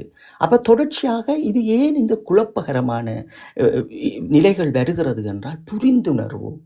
ஒரு ஈழத்தமிழனுடைய கொள்கை என்ன? அவனுடைய சுயநிர்ணய உரிமை. இந்த சுயநிர்ணய உரிமை ஏற்கனவே நாங்கள் தமிழீழமான வரையறையோடு வாழ்ந்திருக்கின்றோம், ஒரு நிழல் அரசோடு. அப்போ அந்த நிழல் அரசோடு தான் உலக தேசம் சர்வதேசம் எம்மோடு பேச்சுவார்த்தைக்கு மேசைகளுக்கு உலக தேசம் எங்கும் எடுத்திருக்கின்றார்கள். அப்போ எடுத்தவர்கள் இப்போ என்ன செய்வார்கள்? இந்த நிலுவையில் இருக்கின்ற இந்த காலனித்துவத்திற்கு பிற்பாடு நாங்கள் இந்த அரசியல்வாதிகளும் சட்டத்தரணிகளும் ஏன் ஐக்கிய நாடுகள் சபைகளில் இதை சட்டியாக இந்த காய் நகர்த்த தவறுகின்றார்கள்? இவர்களுக்கு என்ன பிரச்சனை? அப்போ ஒன்று மட்டும் நீங்கள் புரிந்து கொள்ளுங்கள். ஐயா கஜேந்திரகுமார் அவர்களை போன்றவர்கள் என்னென்றால் இலங்கையில் முதலீடுகளை போடுபவர்கள், இந்தியாவில் முதலீடுகளை போடுகின்றவர்கள், இலங்கையின் ஒரு நாடாளுமன்ற உறுப்பினர்களாக இருக்கின்றவர்கள். அப்போ இலங்கையினுடைய நாடாளுமன்ற உறுப்பினர்களாக இருக்கின்றவர்கள் அந்த இலங்கைக்கு விசுவாசமாகத்தான் இருப்பார்களே தவிர ஈழத்துக்காக அல்ல. ஈழத்துக்காக யாரெல்லாம் விசுவாசமாக இருக்க வேண்டும் என்று நினைக்கின்றார்களோ அவர்கள் இந்த தனிநாட்டினுடைய அந்த ஏற்கனவே இந்த ஈழத்தமிழன் வாழ்ந்த வாழ்வியலையும் அவனுடைய அந்த தியாகத்தையும் தூக்கி தோளில் சுமந்து தன்னால் மூச்சுள்ள வரைக்கும் தான் இதை நோக்கி ஓடுகின்றேன், எங்கே ஒரு வழி பிறக்கட்டும் என்று நிற்பார்கள், வகுப்பார்கள், ஒவ்வொரு விடயங்களும் வகுப்பார்கள். இப்போ ஒரு ஒரு ஒரு தமிழ்நாட்டில் இன்றைக்கு நாங்கள் ஐயா கஜேந்திரகுமார் அவர்களை போன்றொரு போய் ஒரு முதலமைச்சரை சந்தித்தார்கள் என்றால் அது தமிழ்நாட்டு ஈழத்தமிழனுடைய தனி நாடு என்பது அவர்களிடம் இருந்தது, அவர்களிடம் இல்லாமல் அல்ல. அவர்கள் தனி நாடோடு வாழ்ந்தவர்கள், அவர்கள் பூர்வீகம். இது சர்வதேசத்தில் நாங்கள் ஒரு தேசிய இனம் என்று வைத்திருக்கின்றார்களே, பிறகு என்ன? நாங்கள் ஒரு தேசிய இனம். அப்போ எங்களோட கொள்கையில் இருந்து நாங்கள் மாறுபட்டால் எங்களுக்கு இன்றைய கட்டுவதற்கு கோமணம் இல்லாமல் இருக்கிறோம், அதை உருவி போட்டு விடுவார்கள். நாங்கள் எங்களுக்கு எங்களுடைய ஃபுல்லாக கேட்க வேண்டும். இன்றைக்கு நாங்கள் போயிட்டு எனக்கு கோமணம் மட்டும் தாங்கோ, நான் திறந்திருக்கிறேன், நான் கட்டிட்டு போறேன்னு கேட்க முடியாது. இதைத்தான் இவர்கள் செய்கின்றார்கள். எல்லோரும் போகிறது 13 கேட்கிறதாங்க. 13 நாங்கள் அதை பற்றி பல முறை பேசிட்டோம். இதில் நேரங்களை நாங்கள் வீணாக்க முடியாது. எமக்கு ஒரு நல்ல இந்த சர்வதேசத்தில் இருக்கின்ற அமைப்புகளும் சரி, சர்வதேசத்தில் எடுத்திருக்கின்ற இந்த உலகத்தினுடைய மனித உரிமை அமைதி வாழ்க்கையாக இருந்தாலும் சரி, அமைதி நாடுகளாக இருந்தாலும் சரி, அல்லது முன்னேற்ற நாடுகளாக கொண்டு வர வேண்டும் என்று நினைக்கின்றதாக இருந்தாலும் சரி, ஒவ்வொரு மனிதனுடைய சுயநிர்ணய உரிமையை கொடுக்க வேண்டும் என்ற தத்துவங்களை மீண்டும் மீண்டும் நிறைவேற்றுகின்ற மனித உரிமை சாசனங்கள் எதற்கு இருக்கிறது? நாங்கள் ஏற்கனவே தமிழீழத்தில் வாழ்ந்தவர்கள் தானே. நாங்கள் எங்களுக்கென்று இராணுவம், எங்களுக்கென்று போலீஸ், எங்களுக்கென்று நிலம், எங்களுக்கென்று பொருளாதாரம் எல்லாத்தோடும் வாழ்ந்தவர்கள். பிறகு நாங்கள் இதை ஏன் நாங்கள் மறைத்து நிற்க வேண்டும் என்றால், இங்கே நீங்கள் புரிந்து கொள்ளுங்கள் என்னவென்றால், இன்றைக்கு இருக்கின்ற அரசியல்வாதிகளை உடைத்து எறிந்து ஒரு சமூகம் இதை புரிந்து கொள்ள வேண்டும். அதான் நாங்கள் சொல்கிறோம். நீங்கள் முதலில் ஈழத்தமிழர் நீங்கள் யார் என்று நினையுங்கள். நீங்கள் யார்? ஈழத்தமிழன் என்பவன் யார்? அப்போ நாங்கள் அதைத்தான் சொல்லுகின்றோம் என்றால், இந்த புலத்தில் இருக்கின்ற மக்கள் நீங்கள் முதலில் இந்த வேலை திட்டங்களை செய்யுங்கள். அதே போன்று இலங்கை நாடாளுமன்றங்களில் இருக்கின்றவர்கள், எங்களுடைய வடக்கு கிழக்கில் இருக்கின்ற மதத்தால் பிரிந்திருக்கின்ற ஈழத்தமிழர் இஸ்லாமியர்களிடம் எங்களுடைய அரசியலையும் தொடர்ச்சியான பேச்சுவார்த்தைகளையும் எங்களுக்குள் நீங்கள் கொண்டு வருவதற்கு தொடர்ச்சியான பேச்சுவார்த்தையை செய்யுங்கள். இலங்கையில் இருக்கின்ற அரசியல்வாதிகளிடமும் அதற்குரிய பெரும் தலைவர்களிடமும் எங்களுடைய சுயநிர்ணய உரிமையை பற்றி தொடர்ச்சியாக பேசுங்கள். இதனால் எந்த விளைவும் அல்ல என்ற சில நம்பிக்கையை கொடுத்து பேசக்கூடிய அளவு உங்களை நீங்கள் வளர்த்து கொண்டு செய்யுங்கள். இங்கே புலத்தில் இருக்கிறவர்கள் இதை சரியாக கையெடுக்கட்டும். அப்போ வளைத்து ஈழத்தமிழர்களுக்கு பின் நிற்கின்ற மலேசியா தமிழர்கள், சிங்கப்பூர் தமிழர்கள், தமிழ்நாட்டு தமிழர்கள், ஒரு தெலுங்கு மொழியை பேசுகின்றவர், இன்னொன்று மலையாளம் பேசுகின்றவர், இன்னொன்று ஹிந்தி பேசுகின்றவர்கள் என்று எல்லோரும் எம்முடைய இந்த உலகப்பரப்பில் எமது விடுதலைக்காக குரல் கொடுக்கின்ற அளவு எங்களுடைய பிரச்சாரங்களை நாங்கள் செய்ய வேண்டும் முதலில். அப்போ அதை தான் நாங்கள் சொல்லுகின்றோம் என்னவென்றால், இந்த அமைப்புகள் இன்றைக்கு இருக்கின்றவர்கள், நாங்கள் இந்த அமைப்புகளை எல்லாம் களைந்தெறிய சொன்னவர்கள் கிடையாது. நாங்கள் சொல்லுவது என்னவென்றால், இன்றைக்கு இருக்கின்ற அமைப்புகளுக்கு பக்கபலமாக நீங்கள் இருந்து கொண்டு நீங்கள் என்ன செய்ய வேண்டும்? முதலில் இன்றைக்கு 16 ஆண்டுகள் 17வது ஆண்டுகளில் காலடி எடுத்து வைக்கிறோம். இதுவரைக்கும் ஒரு ஈழத்தமிழன் இந்த இந்த இந்த எங்களினுடைய இந்த ஈழத்தமிழர் கருத்தரங்கத்தை விட ஒரு ஒரு ஒரு ஒரு நிரந்தர பிரதிநிதியை நிறுவ வேண்டும் என்று எந்த அரசியல்வாதி ஒரு ஆக்கப்பூர்வமாக இந்த ஒரு வரலாற்று பிள்ளைகளுக்கு இந்த அரசியலை கற்பிக்கின்றான்? ஏன் அவன் அதை கூட கற்பிக்கிறான் அல்ல? ஒரு ஈழத்தமிழனுக்கு ஐக்கிய நாடுகள் சபைகளில் ஒரு இலங்கையினுடைய நிரந்தர பிரதிநிதி இருக்கிறது. ஆனால் நாங்கள் ஒரு வடிவை அமைத்திருக்கின்றோம் என்ற ஒரு உளவியல் பண்பையும் ஒரு உளவியல் யுத்தத்தையும் உலகத்துக்கு கொடுக்கக்கூட சிந்தனை முடியவில்லை என்றால் நாங்கள் புரிந்து கொள்ள வேண்டும். எம்மை ஏமாற்றுகின்றார்கள். எம்மை சூழ்ந்து பலர் நின்று எங்களுடைய இந்த தேசிய நாயகர்களினுடைய இந்த தியாகங்களை மறைத்து நிற்கின்றார்கள். அதை நாங்கள் சொல்லுகின்றோம். நீங்கள் முதலில் ஒன்று சேருங்கள். ஒன்று சேர்ந்து ஒரு நிரந்தர பிரதிநிதி, இது எங்களுக்கான இது ஈழத்தமிழனுடைய நிரந்தர பிரதிநிதி என்று ஒருவரை கொண்டு வந்து ஐக்கிய நாடுகள் சபைக்கு நிறுத்தி பாருங்கள். உங்களை திரும்பி பார்ப்பார்கள். செய்யாதையெல்லாம் ஒரு உலகத்தில் செய்யாத விடயங்கள் எல்லாம் நாங்கள் செய்ய வேண்டும். அதான் விடுதலை. அதுதான் அந்த உயிரோடு எங்களுடைய தமிழீழத்தை நாங்கள் வைத்திருப்பது. இப்போ தேசிய தலைவர் போய் சிங்கள மக்களுடைய காணியை தாங்க, பூமியை தாங்கன்னு கேட்டவர் கிடையாது. அது எங்களுடைய தேசம், எங்களுடைய பூர்வீகம். அந்த பூர்வீகத்தின் பால் தான் நாங்கள் எங்களுடைய அடுத்த தலைமுறைக்கு ஒரு யாப்பினை கேட்கின்றோம். தமிழீழம் என்றால் இன்றைக்கு விடுதலை புலிகள் இல்லை, உங்கள்கிட்ட தமிழீழம் தந்தால் என்ன செய்வீங்க என்று கேட்கின்ற இந்த கூழ்முட்டை, இந்த அறிவாற்றலை பாருங்க. நீங்கள் இன்றைக்கு பலர் கேட்கினோம். இன்றைக்கு தமிழீழம் நீங்கள் இப்படி இருக்கின்றீர்கள், உங்களுக்கு தமிழீழம் தந்து நாங்கள் என்ன பேசுறீங்க நீங்கள்? அடே, தமிழீழம் என்றது உன்னுடைய அக்காவும் உன்னுடைய தங்கச்சிக்கும் பிறக்கிற குழந்தையினுடைய உரிமையா? அது ஏதாவது விளங்குதா இவங்களுக்கு? அப்போ அதுவே அவங்களுக்குரிய அரசியல் அறிவு காணாது. ஒரு தமிழீழம் இன்றைக்கு உங்கள்கிட்ட நாங்கள் ஏன் தமிழீழம் தர முடியாது, நீங்கள் ஆளால் அடிச்சிருக்கீங்கன்னா, ஐயா, நாங்கள் கேட்டது தமிழீழம் என்பது அது பிறக்கின்ற பிள்ளையினுடைய அரசியல் ஜாப்பு. அந்த பூர்வீகம், அந்த பிள்ளைகளுடைய மண்,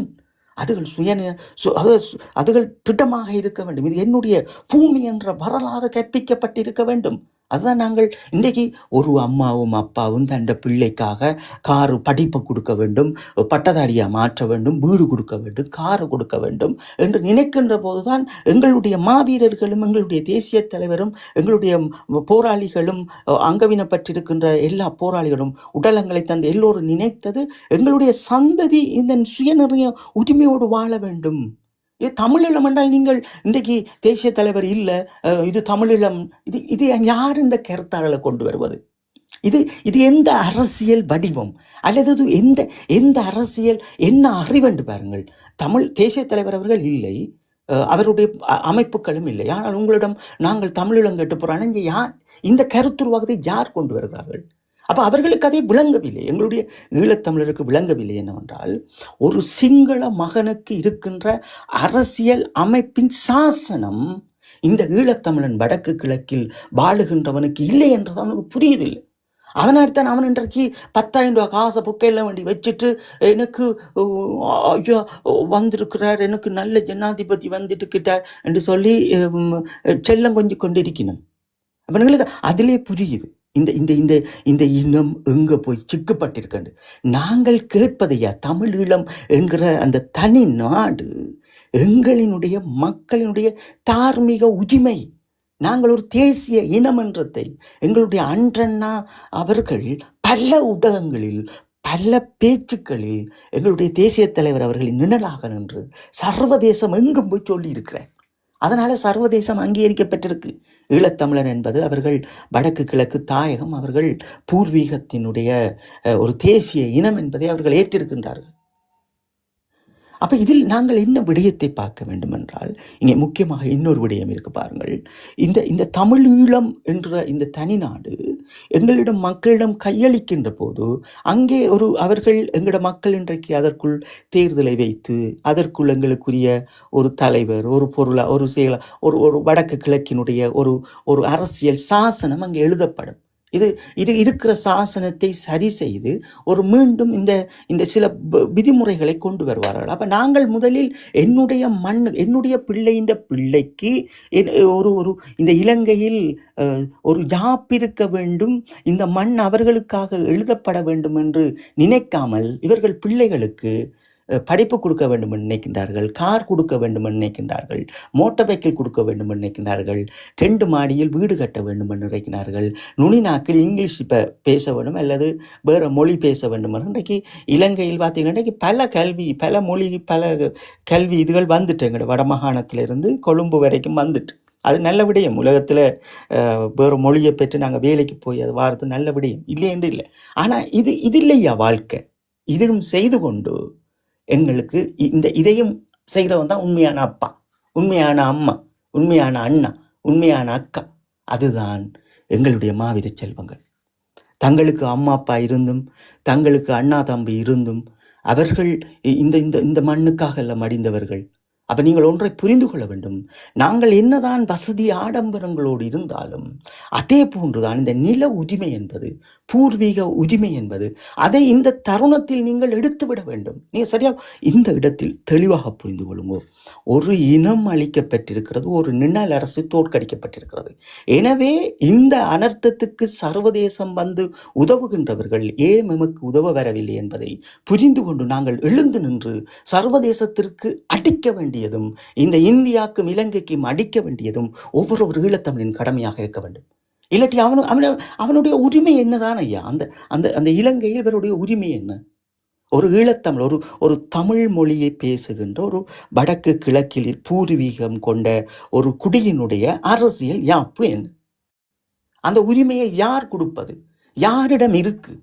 அப்ப இதைத்தான் நாங்கள் சொல்லுகின்றோம் என்னவென்றால், ஒவ்வொரு நாடுகளும் காலனித்துவத்துக்கு பின்னால் பல மனித உரிமை சவால்களோடும் மனித உரிமை தத்துவங்களோடும் எமது பாதை ஐக்கிய நாடுகள் சபைகளில் இருக்கிறது. ஒரு புறம் எங்களுடைய அரசியலை எங்களுடைய மண்ணில் பலமாக நாங்கள் இறுக்கமாக பற்றி கொண்டு சர்வதேசம் எங்கும் எங்களை வளைத்து போட நாங்கள் கற்றுக்கொண்டு இருக்க வேண்டும். அப்போ ஐயா அவர்கள் இன்றைக்கு பொன்னம்பலம் அவர்களுடைய மகன் அவர்கள் இந்தியாவில் போய் எனக்கு சமஸ்தி தாருங்கோ அல்லது இன்னொரு போய் எனக்கு 13வது அங்கேயெல்லாம் கேட்டு இங்கே எதுவும் நடக்க போகிறது கிடையாது.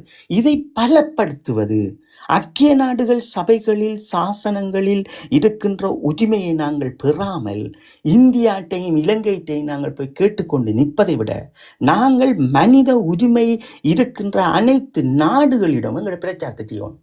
அப்போ இந்த நாடுகள் ஒரு பெரும் அழுத்தத்தை இந்த 2 நாட்டுக்கும் கொடுக்க போயினோம், இந்தியாவுக்கும் கொடுக்க போயினோம், அப்போ இதுக்கும் கொடுக்க போயினோம். எதுக்கு? இலங்கைக்கு. அப்போ அதே போன்று இந்தியாவில் மாநிலங்களாக வாழுகின்ற எல்லா மாநிலங்களிலும் அவர்களுடைய நாடாளுமன்றங்களிலும் ஈழத்தமிழர்களினுடைய இந்த சுயநிர்ணய உரிமையும் அவர்களினுடைய இந்த போர்க்குற்றத்திற்கும் அவர்களுடைய நாடாளுமன்றங்களை பலப்படுத்துகின்றவன் தான் ஒரு உண்மையான ஒரு தேசத்தின் அரசியல்வாதியாகவும் ஒரு சிறந்த ஒரு நுண்ணிய அரசியல்வாதியாகவும் இருப்பான். ஏனென்றால் இந்த இனம் இந்த நூற்றாண்டில் அழியப்பெற்றிருக்கிறது. அப்போ அழிந்து கொண்டிருக்கின்ற போது, போர் நடந்து கொண்டிருக்கின்ற போது காசா விடுதலை அடைந்திருக்கிறது. அப்போ ஈழத்தமிழன் போர் முடிந்து விட்டது. அப்போ அவன் அரசியலாலும் அவனுடைய செயல்களாலும் உலகத்தினுடைய அணுகுமுறைகளாலும் தான் அவன் தன்னுடைய உரிமையை பெற வேண்டும். எனவே நாங்கள் இவர்கள் எங்கே போய் ஓடி எங்கே நின்று இங்கே எதுவும் சரிவரப் போகிறது அல்ல. ஒரு ஈழத்தமிழன் தனக்கு தேவையானதை உடலில் அவன் உடை அணிய வேண்டும்.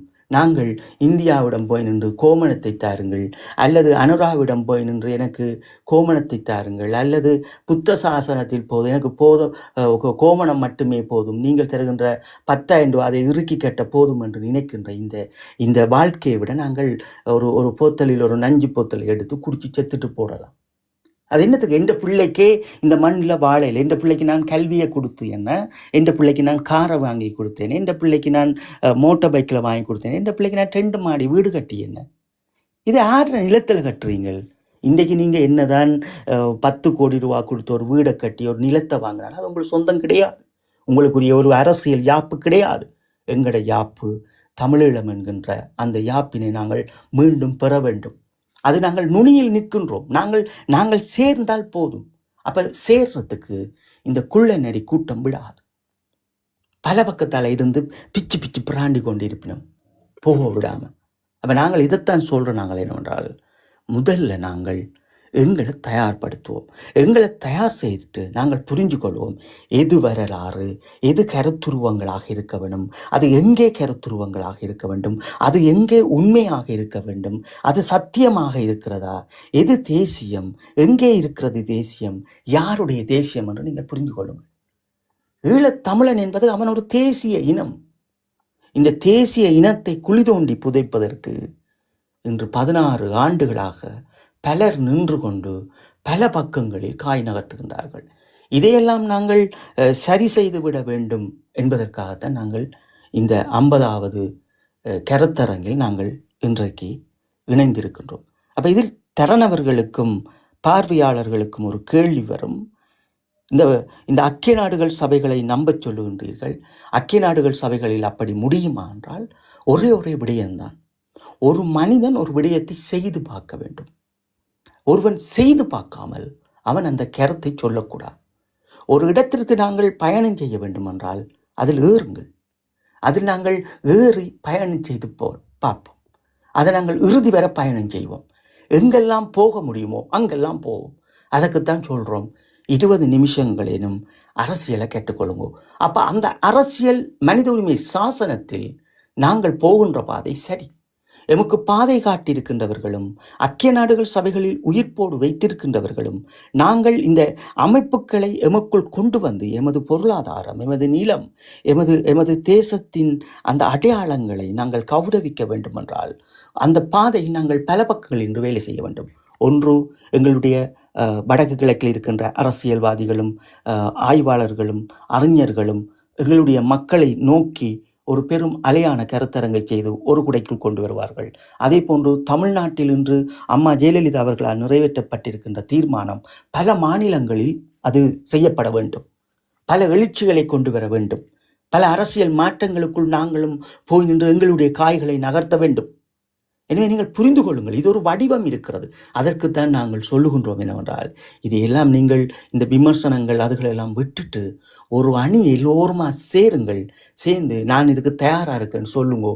நாங்களே வாரம், நாங்களே வந்து உங்களுக்கு அதுக்குரிய இருக்கிற எல்லாத்தையும் உங்களுக்கு நின்று இந்த காய் நகர்த்துகின்றவர்களுக்கு என்னென்ன செய்ய வேணும், இதை நாங்கள் உலகத்துக்கு எப்படி ஒரு பெரிய அடையாளம் கூட. பாருங்க, நீங்கள் இன்றைக்கி ஒரே விஷயம்தான், எங்களோட சுய நிர்ணய உரிமையை பறிக்க வேணும், எங்களுடைய தமிழில் கோட்பாடுன்றதை இன்றைக்கு புலத்தில் இருக்கிற மக்கள் ஒரே விடயம் செய்தால் போதும்.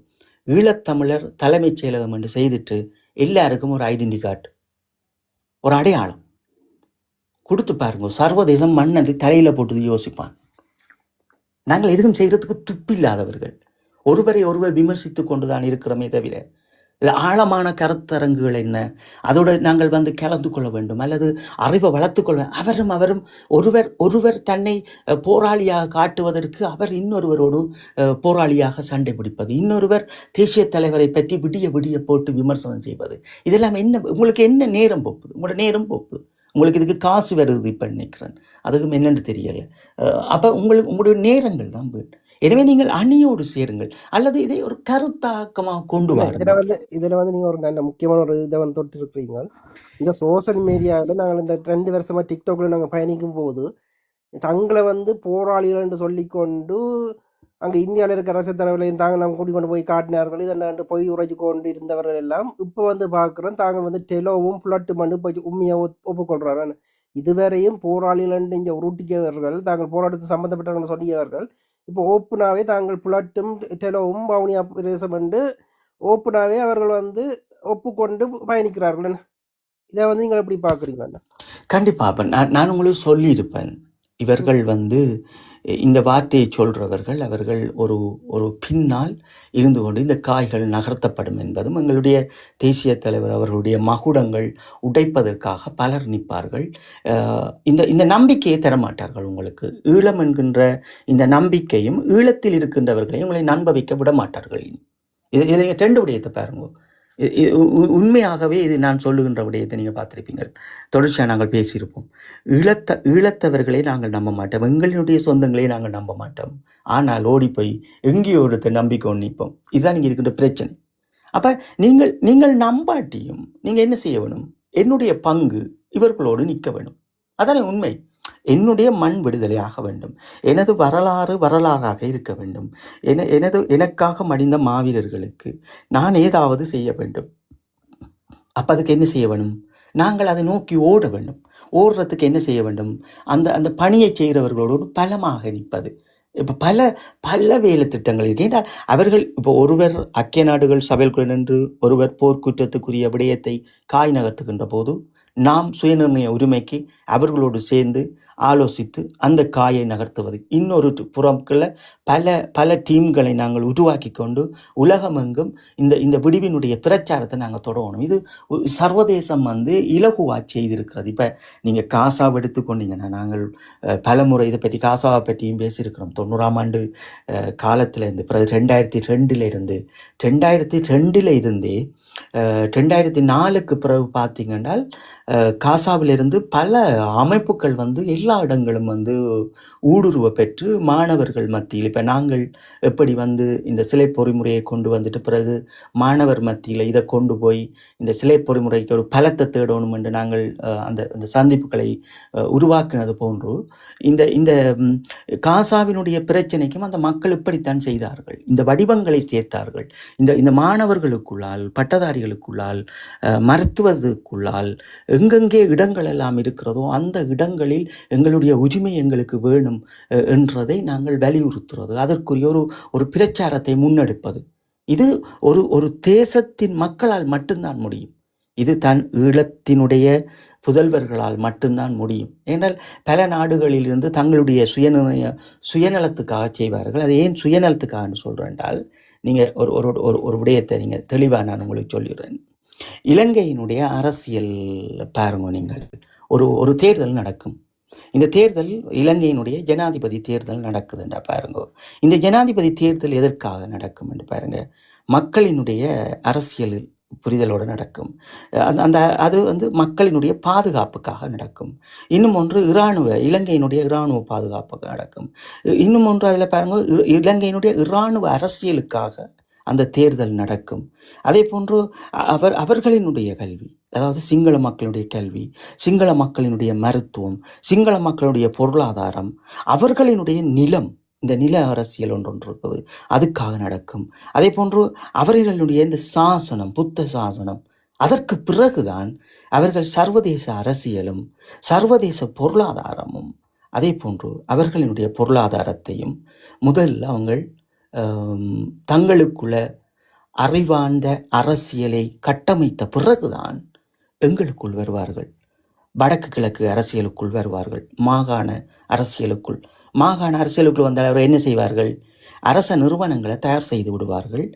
போக்குவரத்துக்குரிய விஷயங்களை செய்வார்கள். அதுவும் அவர்களுடைய இராணுவம் தான் அவர்களுடைய பெரிய பெரிய வாகனங்களோடும் இதுதான் நடக்கும்.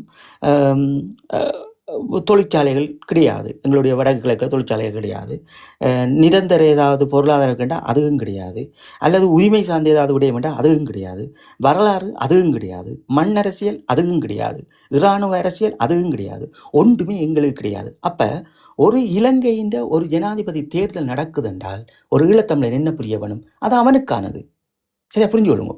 அது இலங்கையினுடைய ஜனாதிபதிக்கானது. ஆனால் எங்களுடைய வடக்கு கிழக்கில் ஒரு தேர்தல் நடக்குது. நீங்கள் ஒரு முதலமைச்சர் தேர்தல் நடக்குது பாருங்க.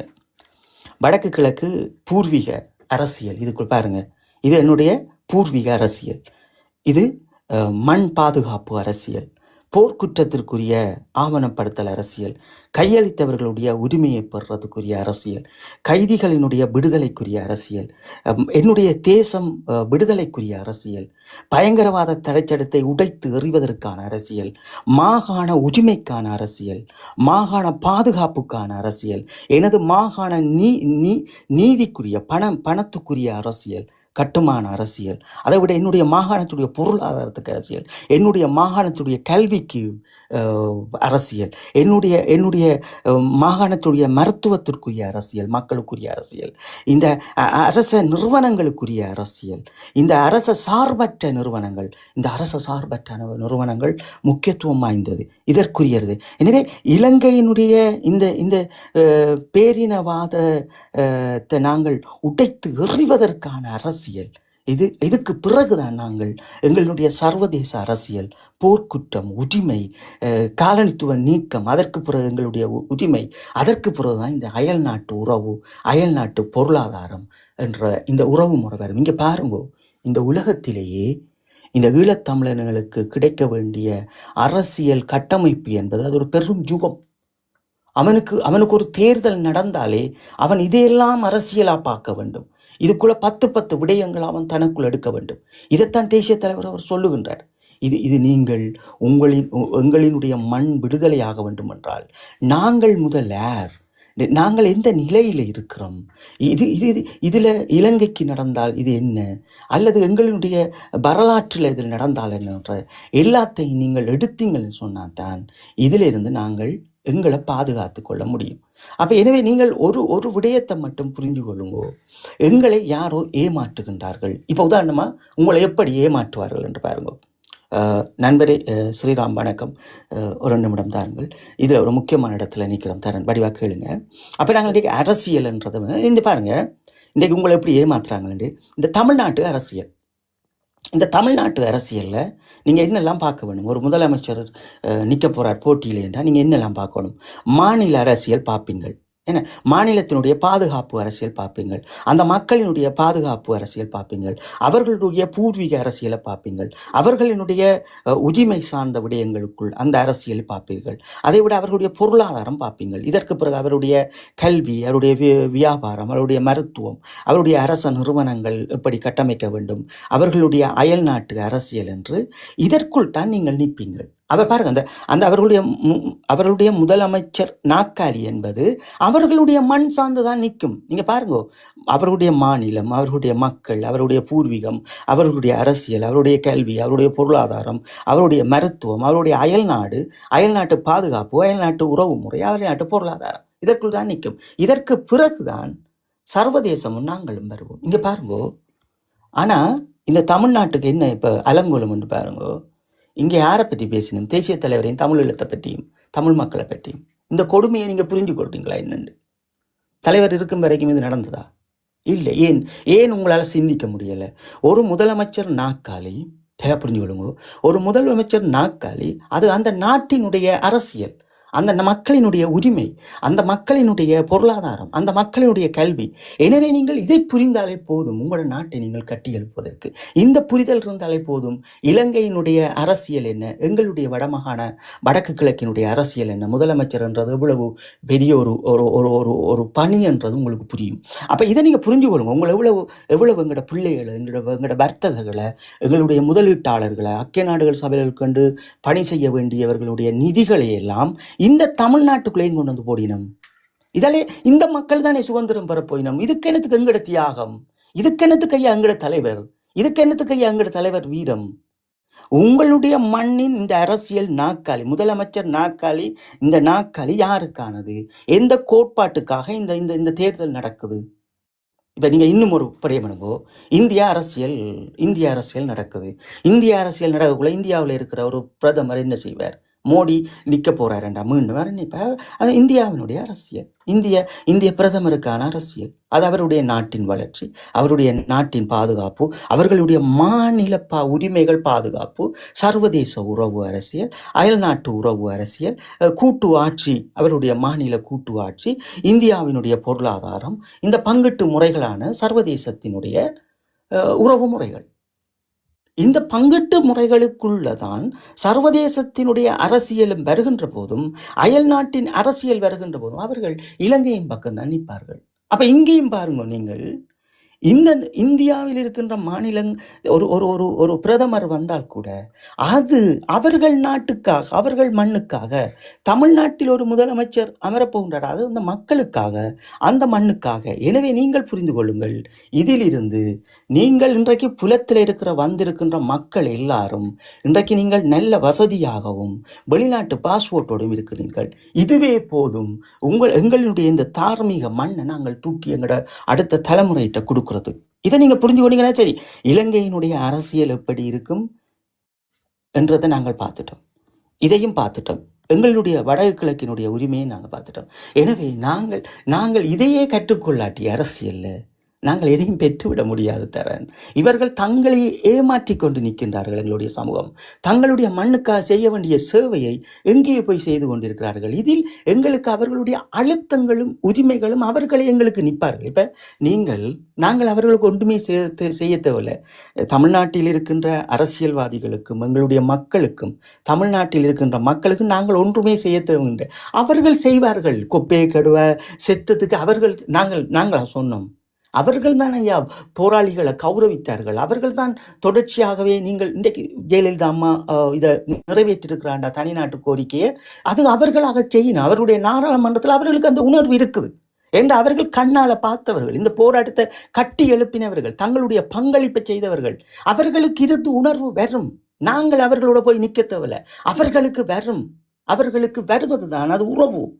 ஒரு மலேசியாவில் இருக்கின்றவர்களாக, சிங்கப்பூர் இருக்கின்றவர்களாக, ஒரு தமிழ்நாட்டில் இருக்கிற நீங்க போய் அங்கே ஒன்றும் பண்ண தேவையில்லை.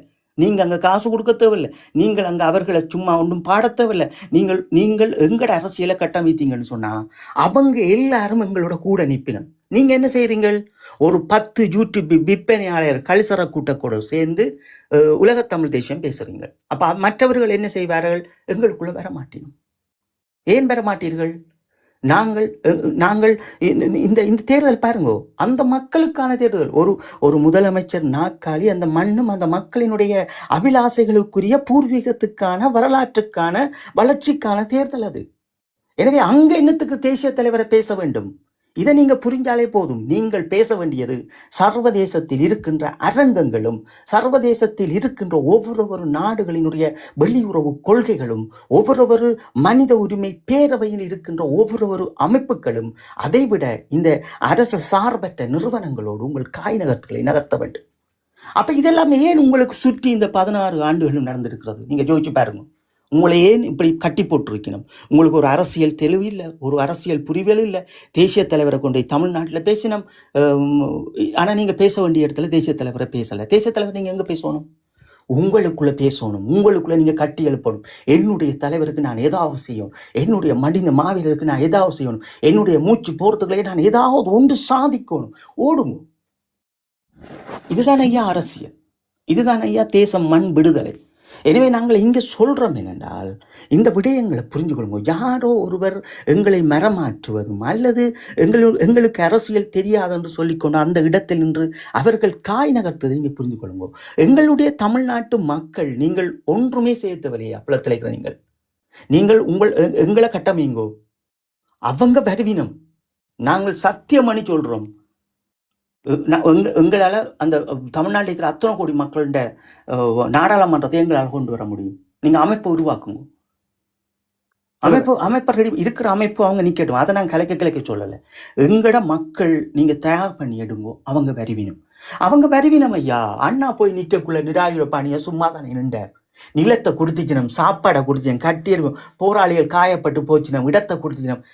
மொழி யார் என்று தெரியாத கேரளாவெல்லாம் தங்களோட வீட்டுக்குள்ளே வச்சு எத்தனை போராளிகளுக்கு சிகிச்சை செய்து காப்பாற்றி அனுப்பியிருக்கேன். எத்தனை தெலுங்கானா பகுதிகளிலேருந்து எவ்வளவு சாப்பாட்டு விநியோகப் பொருட்களை அனுப்பி வச்சிருக்கணும். இது யாரும் நாங்கள் கேட்டவர்கள். அவர்களுக்கு வரும் ஐயா. இதுதானே காசா விடுதலை பெற்றிருக்கு. அவர்களுக்கு நாங்கள் பார்க்கின்ற போது, அது மலேசியா மக்களாக இருந்தாலும் சரி, சிங்கப்பூர் மக்களாக இருந்தாலும் சரி, உலகத்தில் இருக்கிற மக்களை, எங்களோட தமிழ்நாட்டு மக்களாக இருந்தாலும் உயிரத்தாரத்துக்கும் அவங்க இருக்கணும். ஆனால் நீங்கள் குழப்பாதீங்க, அவர்கள் மீது விமர்சனம் செய்யாதீங்க. அதை நீங்க செய்துட்டா போதும். நீங்க அவங்களே என்னையா நீங்க கட்டி எழுப்புறீங்க? 16 வருஷமான அங்கே கட்டி, யார் உங்களுக்கு சொன்னது இந்த அறிவு? உங்களை அவ்வளவு பேரையும் இந்த ஏமாற்றி வச்சிருக்க ஐயா.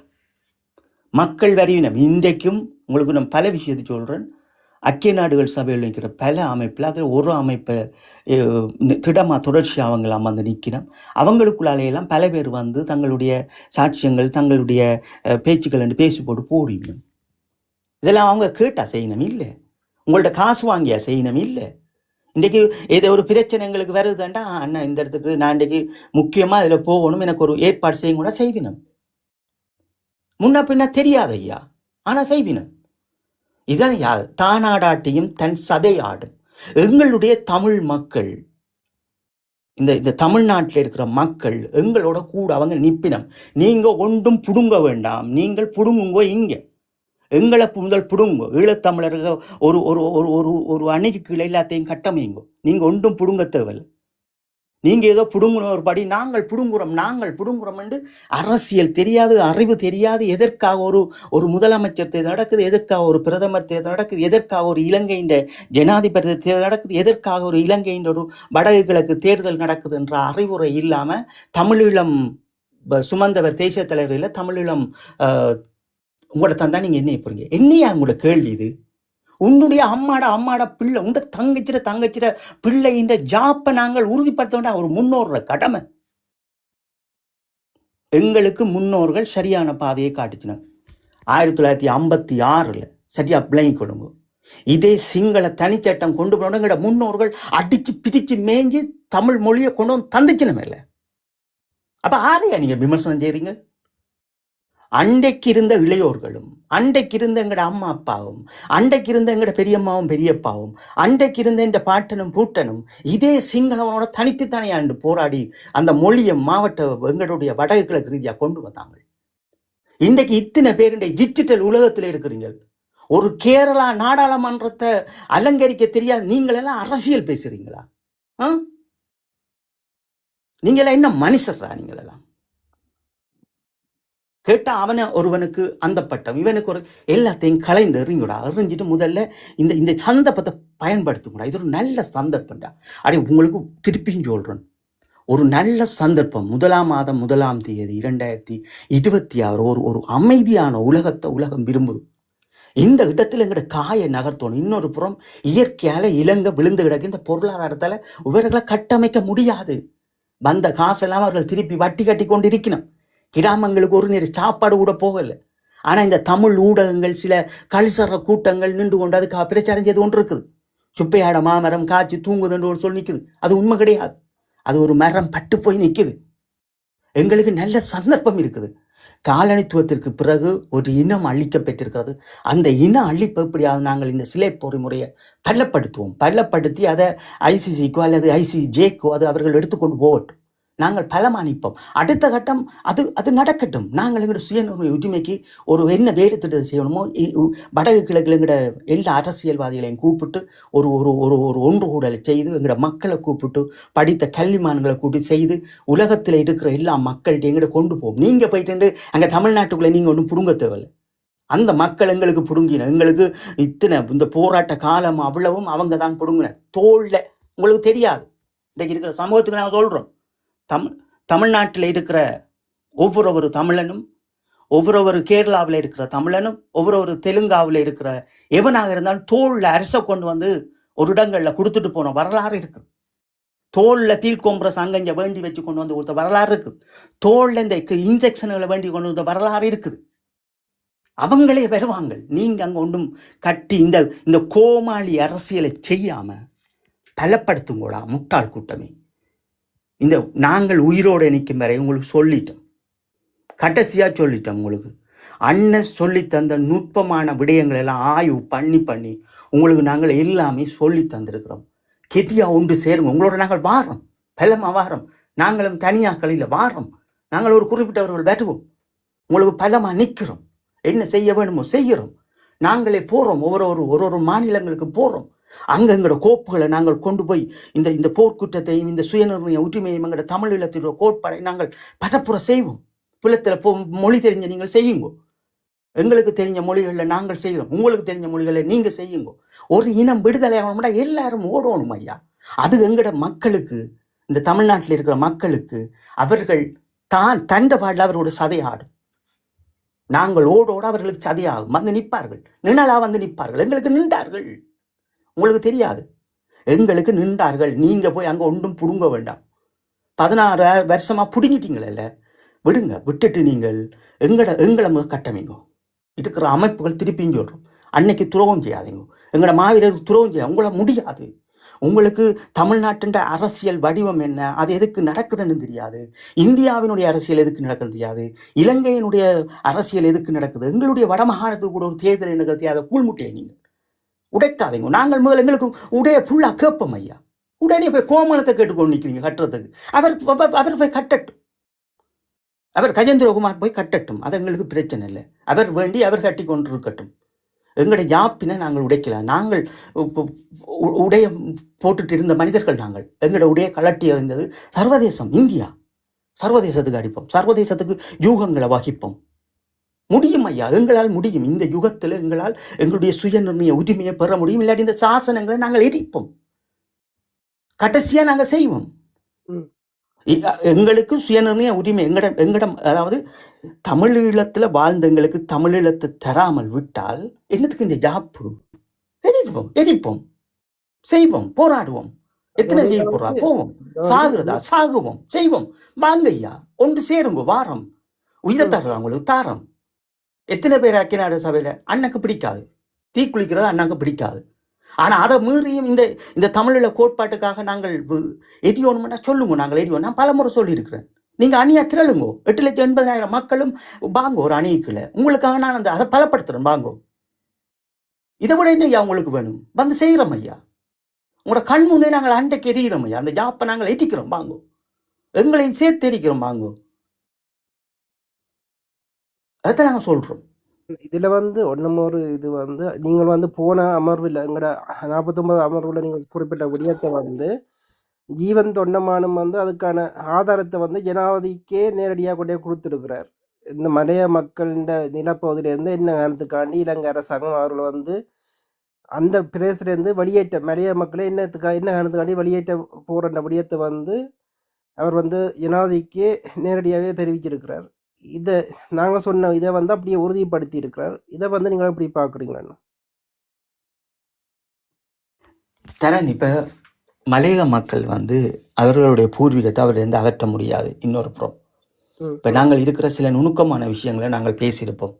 இப்போ நாங்கள் ஒரு விஷயம்னா ஒரு விஷயத்துலேருந்து 10 விஷயங்களை அண்ணன் ஆய்வு பண்ண சொல்லுவார், 10 விஷயங்களை எடுக்க சொல்லுவார், அந்த 10 விஷயங்களையும் பேச சொல்லுவார். அதில் கண்டிப்பாக ஒரு 8 விஷயங்களோ 9 விஷயங்களோ கரெக்டாக இருக்கும், இல்லாட்டி 10 விஷயம் கூட அது கரெக்டாக இருக்கும். நீங்கள் அதை மக்களுக்கு கொண்டு போகணுன்றே சொல்லுவார். இந்த விதிமுறையை கற்றுத்தந்தவர் தான் அன்னையை தவிர அவர் இந்த ஆமையை பிடித்தோ மானை பிடித்தோலாம் அவர் கொண்டவரும் கிடையாது, எங்களோட போராளிகள் கொண்டவர்களும் கிடையாது.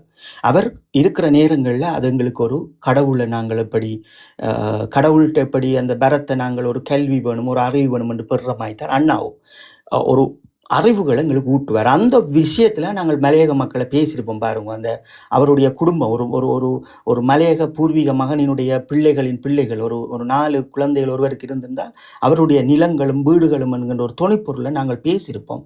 அதை அவருடைய ஜீவன் அவர்கள் பேசியிருக்கிறார். நீங்கள் பார்த்தீங்கன்னா அது விளங்கும் உங்களுக்கு. அதை ஏன் பேசியிருக்கணும்னா நாங்கள் சொன்ன விடயம்தான். அப்போ அதுக்காக நாங்கள் அந்த மக்கள் எங்களுடைய மண்ணுக்குள்ளையில் அவர்களுக்கு நல்ல வாழ்வு கொடுக்கணும், அவர்களுக்கு கட்டமைக்க முடியும், அந்த பிள்ளைகளை படிப்பிக்க முடியும், அந்த பிள்ளைகளை வெளிநாட்டுக்கு அனுப்ப முடியும். ஆனால் இந்த அரசாங்கம், இந்த இலங்கையில் இருக்கிற அரசாங்கம் முதல்ல தன்னை அந்த மக்களை கௌரவிக்கிறேன், முதல் வடகிழக்கில் இருக்கிற மக்களை கௌரவிக்கணும் தரேன். இல்லாட்டி அது மலையக மக்களுக்கும் அந்த சுதந்திரத்தை அவங்க கொடுக்க மாட்டேன். அவர்கள் என்றால் நல்ல பழகிட்டினும் அவர்கள் இன்றைக்கு பாருங்க, இவ்வளவு பணங்கள் வந்தது, இவ்வளவு பொருள்கள் வந்தது, எங்க அதெல்லாம் இதே மலையக மக்களுக்கு இன்னும் போகவே இல்லை. சில கிராமங்களுக்கு சாப்பாடு தண்ணி இல்லாமல் அதுகளே ஏதோ ஒரு குடும்பங்களுக்குள்ள 5 பேர் அப்படி எல்லாம் 5 குடும்பங்களாக இருந்து தாங்களே இருக்கிறத ஏதோ செய்து ஏதோ சாப்பிட்டு கொண்டு அப்படி கவனமாக இருக்கு. இதெல்லாம் பாவங்கள் தரான், இதெல்லாம் ஒரு கர்மம் தரான். இது நாங்கள் ஒன்றுமே செய்ய முடியாது தரான். நாங்கள் இப்போ அண்ணா சொன்ன விடயங்கள் எடுத்துட்டு எங்களோட மக்களை நாங்கள் தயார்படுத்துகிறோம். ஏனென்றால் இந்த நுனியில் இருக்கிறோம், நாங்கள் விடுதலை பெறுறதுக்கு நாங்கள் நுனியில் இருக்கிறோம். இதை நாங்கள் சரியாக காயின எடுத்துட்டோம்னா எங்களோட மக்களுக்கு அந்த யாப்பு கொடுத்து அதே மாதிரி வர்கல் பிரதேசம் இல்லை அந்த மன்னர் எல்லா இடத்துலையும் மக்களும் போராடினோம். எங்களுக்கு ஒரு உதவிகளும் கிடைக்கல. இதனை எங்கட பிரதேசத்திலேயே மக்கள் போராடினோம். அது கூட ஊடகங்களுக்குள்ள வழியாக வருது இல்லை. அதை பற்றி அது என்னென்ன அதில் நீங்கள் சூட்சமாக பார்க்கணும். இப்போ நீங்கள் என்னென்னா அரச நிறுவனம் என்றால் அது ஜனாதிபதிக்கு கீழே தான் இயங்கும் விளங்கு தானே. அரச நிறுவனங்கள் என்பது ஜனாதிபதிக்கு கீழ் இயங்குவது. அரச சார்பற்ற நிறுவனங்கள் என்பது அது தனித்துவ மனிதர்களுடைய நேரடி நெறிப்படுத்தலில் இயங்குவது. எனவே நேரடி நெறிப்படுத்தலில் உதவி திட்டங்கள் போய் சேர்ந்தது தான் அந்த ஒரு கிழமையும் இருக்குதே தவிர அரசாங்கத்தால் இது திட்டமிடல். இப்போ ஒரு கிராமத்தில் அரச அதிபர் சொல்லியிருப்பார், இந்த கிராமத்தை நீ எடுக்கக்கூடாது, ஏற்கனவே இது திட்டமிடப்பட்டிருக்கும். அப்போ எல்லாருமே என்னென்னா இந்த GSAGA மீது ஒரு வன்மம் கொண்டு இந்த இதை செய்யணும். இது இவர்களுக்கு விளங்காது. அதுக்குள்ள நிப்படுங்க முக்கியமான கருத்துரையால் ஒரு ஒரு நிமிஷம் ப்ளீஸ். அப்போ இவர்களுக்கு தெரியாது என்னென்றால் என்ன பண்ணும் என்று தெரியாது என்னென்றால் சில வேளை இந்த ஜிஎஸ்கள் கூட மாற்றப்படும். ஒரு சிங்கள ஜிஎஸ் வாரத்துக்கு ஒரு சிங்கள ஏஜிஏ வாரத்துக்கெல்லாம் அதுக்குள்ள மாற்றம் இருக்குது. இது ஒரு உளவியலால் மக்களை கொண்டு வந்து திசை திருப்புற விடயங்கள். இந்த இடத்துல மக்கள் நிதானமாக யோசிக்கணும். அப்போ எங்களுக்கு அனர்த்தம் பெறக்குள்ளப்படி ஒரு பயம் இருந்தது. இந்த இயற்கை தாண்டவம் கூட எங்களுடைய இலட்சியத்தை துடைக்கும் என்றது எங்களுக்கு தெரியும். எனவே அதுக்காக தான் நாங்கள் அதுலேயும் அன்று வந்து நாங்கள் மிக மன வேதனையோடு கதைச்சிருப்போம். அப்போ அதே போன்று தான் இந்த விடயங்களை மக்கள் எடுத்துக்கொள்ள வேண்டும் என்றால் இந்த அரசாங்கம் நடத்துகின்ற இந்த நாடகங்கள் ஜிஏ சரியில்லை ஏஜிஏ சரியில்லை என்றது அவர் பணம் கொடுத்தாத்தானே இவர் எல்லா கிராமத்துக்கும் செய்வார். இவர் அரசாங்கத்தில் இருந்து நிதி இந்த பிரதேசத்துக்கு ஏஜிஏக்கு இவ்வளவு ஒதுக்கப்படத்தான் ஏஜிஏ ஜிஎஸ்க்கு ஒதுக்கப்படுவார். எனவே நாங்கள் இதை புரிஞ்சு கொள்ளணும் என்னவென்றால் இது ஒரு நாடக சுத்திகரிப்பு நடக்குது. அவரை வந்து இந்த இந்த இந்த இந்த சுப்பையாட மாமரத்தை வந்து இந்த அனுரான்ற மாமரத்தை வந்து ஒரு தெய்வமா இன்றைக்கு பலர் சொல்லிட்டேன் தெய்வமாம் அவர். அந்த தெய்வமா வச்சு அந்த பட்ட மாமரத்தை வச்சு கும்பிடுறதுக்கு இன்றைக்கு பலர் ஊடகத்தில் பிரச்சாரம் செய்கிறது தானே தவிர உண்மையான மக்கள் நான் இந்த 3 நாளும் கிட்டத்தட்ட வடக்கு கிழக்கில் எல்லா இடங்களிலும் நான் ஆட்கள் அனுப்பி எல்லாம் செக் பண்ணிட்டோம். நாங்கள் மக்கள் அப்படியே வெள்ளத்துக்குள்ளே இருக்கேன். நீங்கள் பல இடங்களில் நான் விட்டு பார்த்துட்டேன். தண்ணி போன இதெல்லாம் சும்மாவே ஜிஎஸ் வாக்கள் கணக்கெடுக்காமல் விட்டுட்டேன். அது வெள்ளம் மாதிரியே விட்டுட்டேன். அப்படி பல இடங்கள் இருக்குது. சில இடங்களில் சில குடும்பங்களை அந்த ஒரு இதுக்காக தாங்கள் செய்தமன்றதுக்காக அங்கே எடுத்தெடுத்து செய்து கொண்டிருக்கே தவிர இந்த அரசாங்கம் வந்த காசுகளும் வந்த நிதிகளும் வந்த பொருட்களையும் அவர்களுடைய இராணுவத்துக்கு சாப்பாட்டுக்கு வழி இல்லாமல் அனுப்பியிருப்பினோம் என்று நான் நினைக்கிறேன். ஆனால் நிதியை இவர்கள் கட்ட வேண்டிய காசு உங்களுடைய இப்போ ஒரு மாதமோ ஒரு 6 மாதத்துக்கு ஒரு இவ்வளவு இவர்கள் வேண்ட கடனு கட்ட வேண்டும் நினைக்கிறேன். அதை திருப்பி காட்டிட்டேன். அதான் உண்மையை தவிர. ஆனால் இன்றைக்கு இந்த சுப்பையாட பட்ட மாமரம் இந்த அனுரான்ற மாமரத்தை வச்சுட்டு டெய் கடவுளாக கும்பிட்றதுக்கு இந்த ஊடகங்கள் விற்பனை செய்யணும். அது உண்மை கிடையாது. நாங்கள் நேராக இறங்கிட்டோம். நேராக இறங்கி ஒவ்வொரு கிராமங்களும் அங்கே பார்த்துட்ட உண்மையோடு தான் நாங்கள் பேசுகிறோம். இது ஜிஎஸ் இன்றைக்கு மரமாட்டப்பட போயிடும். இதில் இன்னொரு பெரும் பிரச்சனை வரப்போகுது என்றால் தேசத்துக்குள்ள மாகாண எல்லைகளுக்குள்ள இன்றைக்கு பல பேர் வந்து இதில் குந்த போயிடும். இதுக்கு எங்கட மக்களை இடம் அளிக்கணும். இதை தொடர் இந்த முட்டாள் அரசியல் என்று இது சூட்சம அரசியல். இப்போ ஸ்ரீலங்கா கையில் எடுக்கிறது சூட்சம அரசியல். எங்கட மக்கள் முட்டாள் அரசியல். இப்போ உண்மையிலேயே அரசாங்கம் நிதி ஒதுக்குனா தான் நாங்கள் மக்களுக்கு கொடுக்கணும். அப்போ மக்களை ஆட்ட கேட்கணும். ஜிஎஸ்டி கேட்கணுமா அரசாங்கத்தில் கேட்கணுமா? அவர் சும்மா சொல்லினோம். அவர்கள் நிதி ஒதுக்கப்படலை. ஜிஎஸ் ஏஜியோடையும் நாங்கள் பேசிட்டோம். அவர்கள் தெளிவாக சொல்லினோம் எங்களுக்கு இந்த நிதி இங்கே வரலை. இது கட்டுப்பாடோடு தான் இது கொடுக்க சொல்லியிருக்கேன்.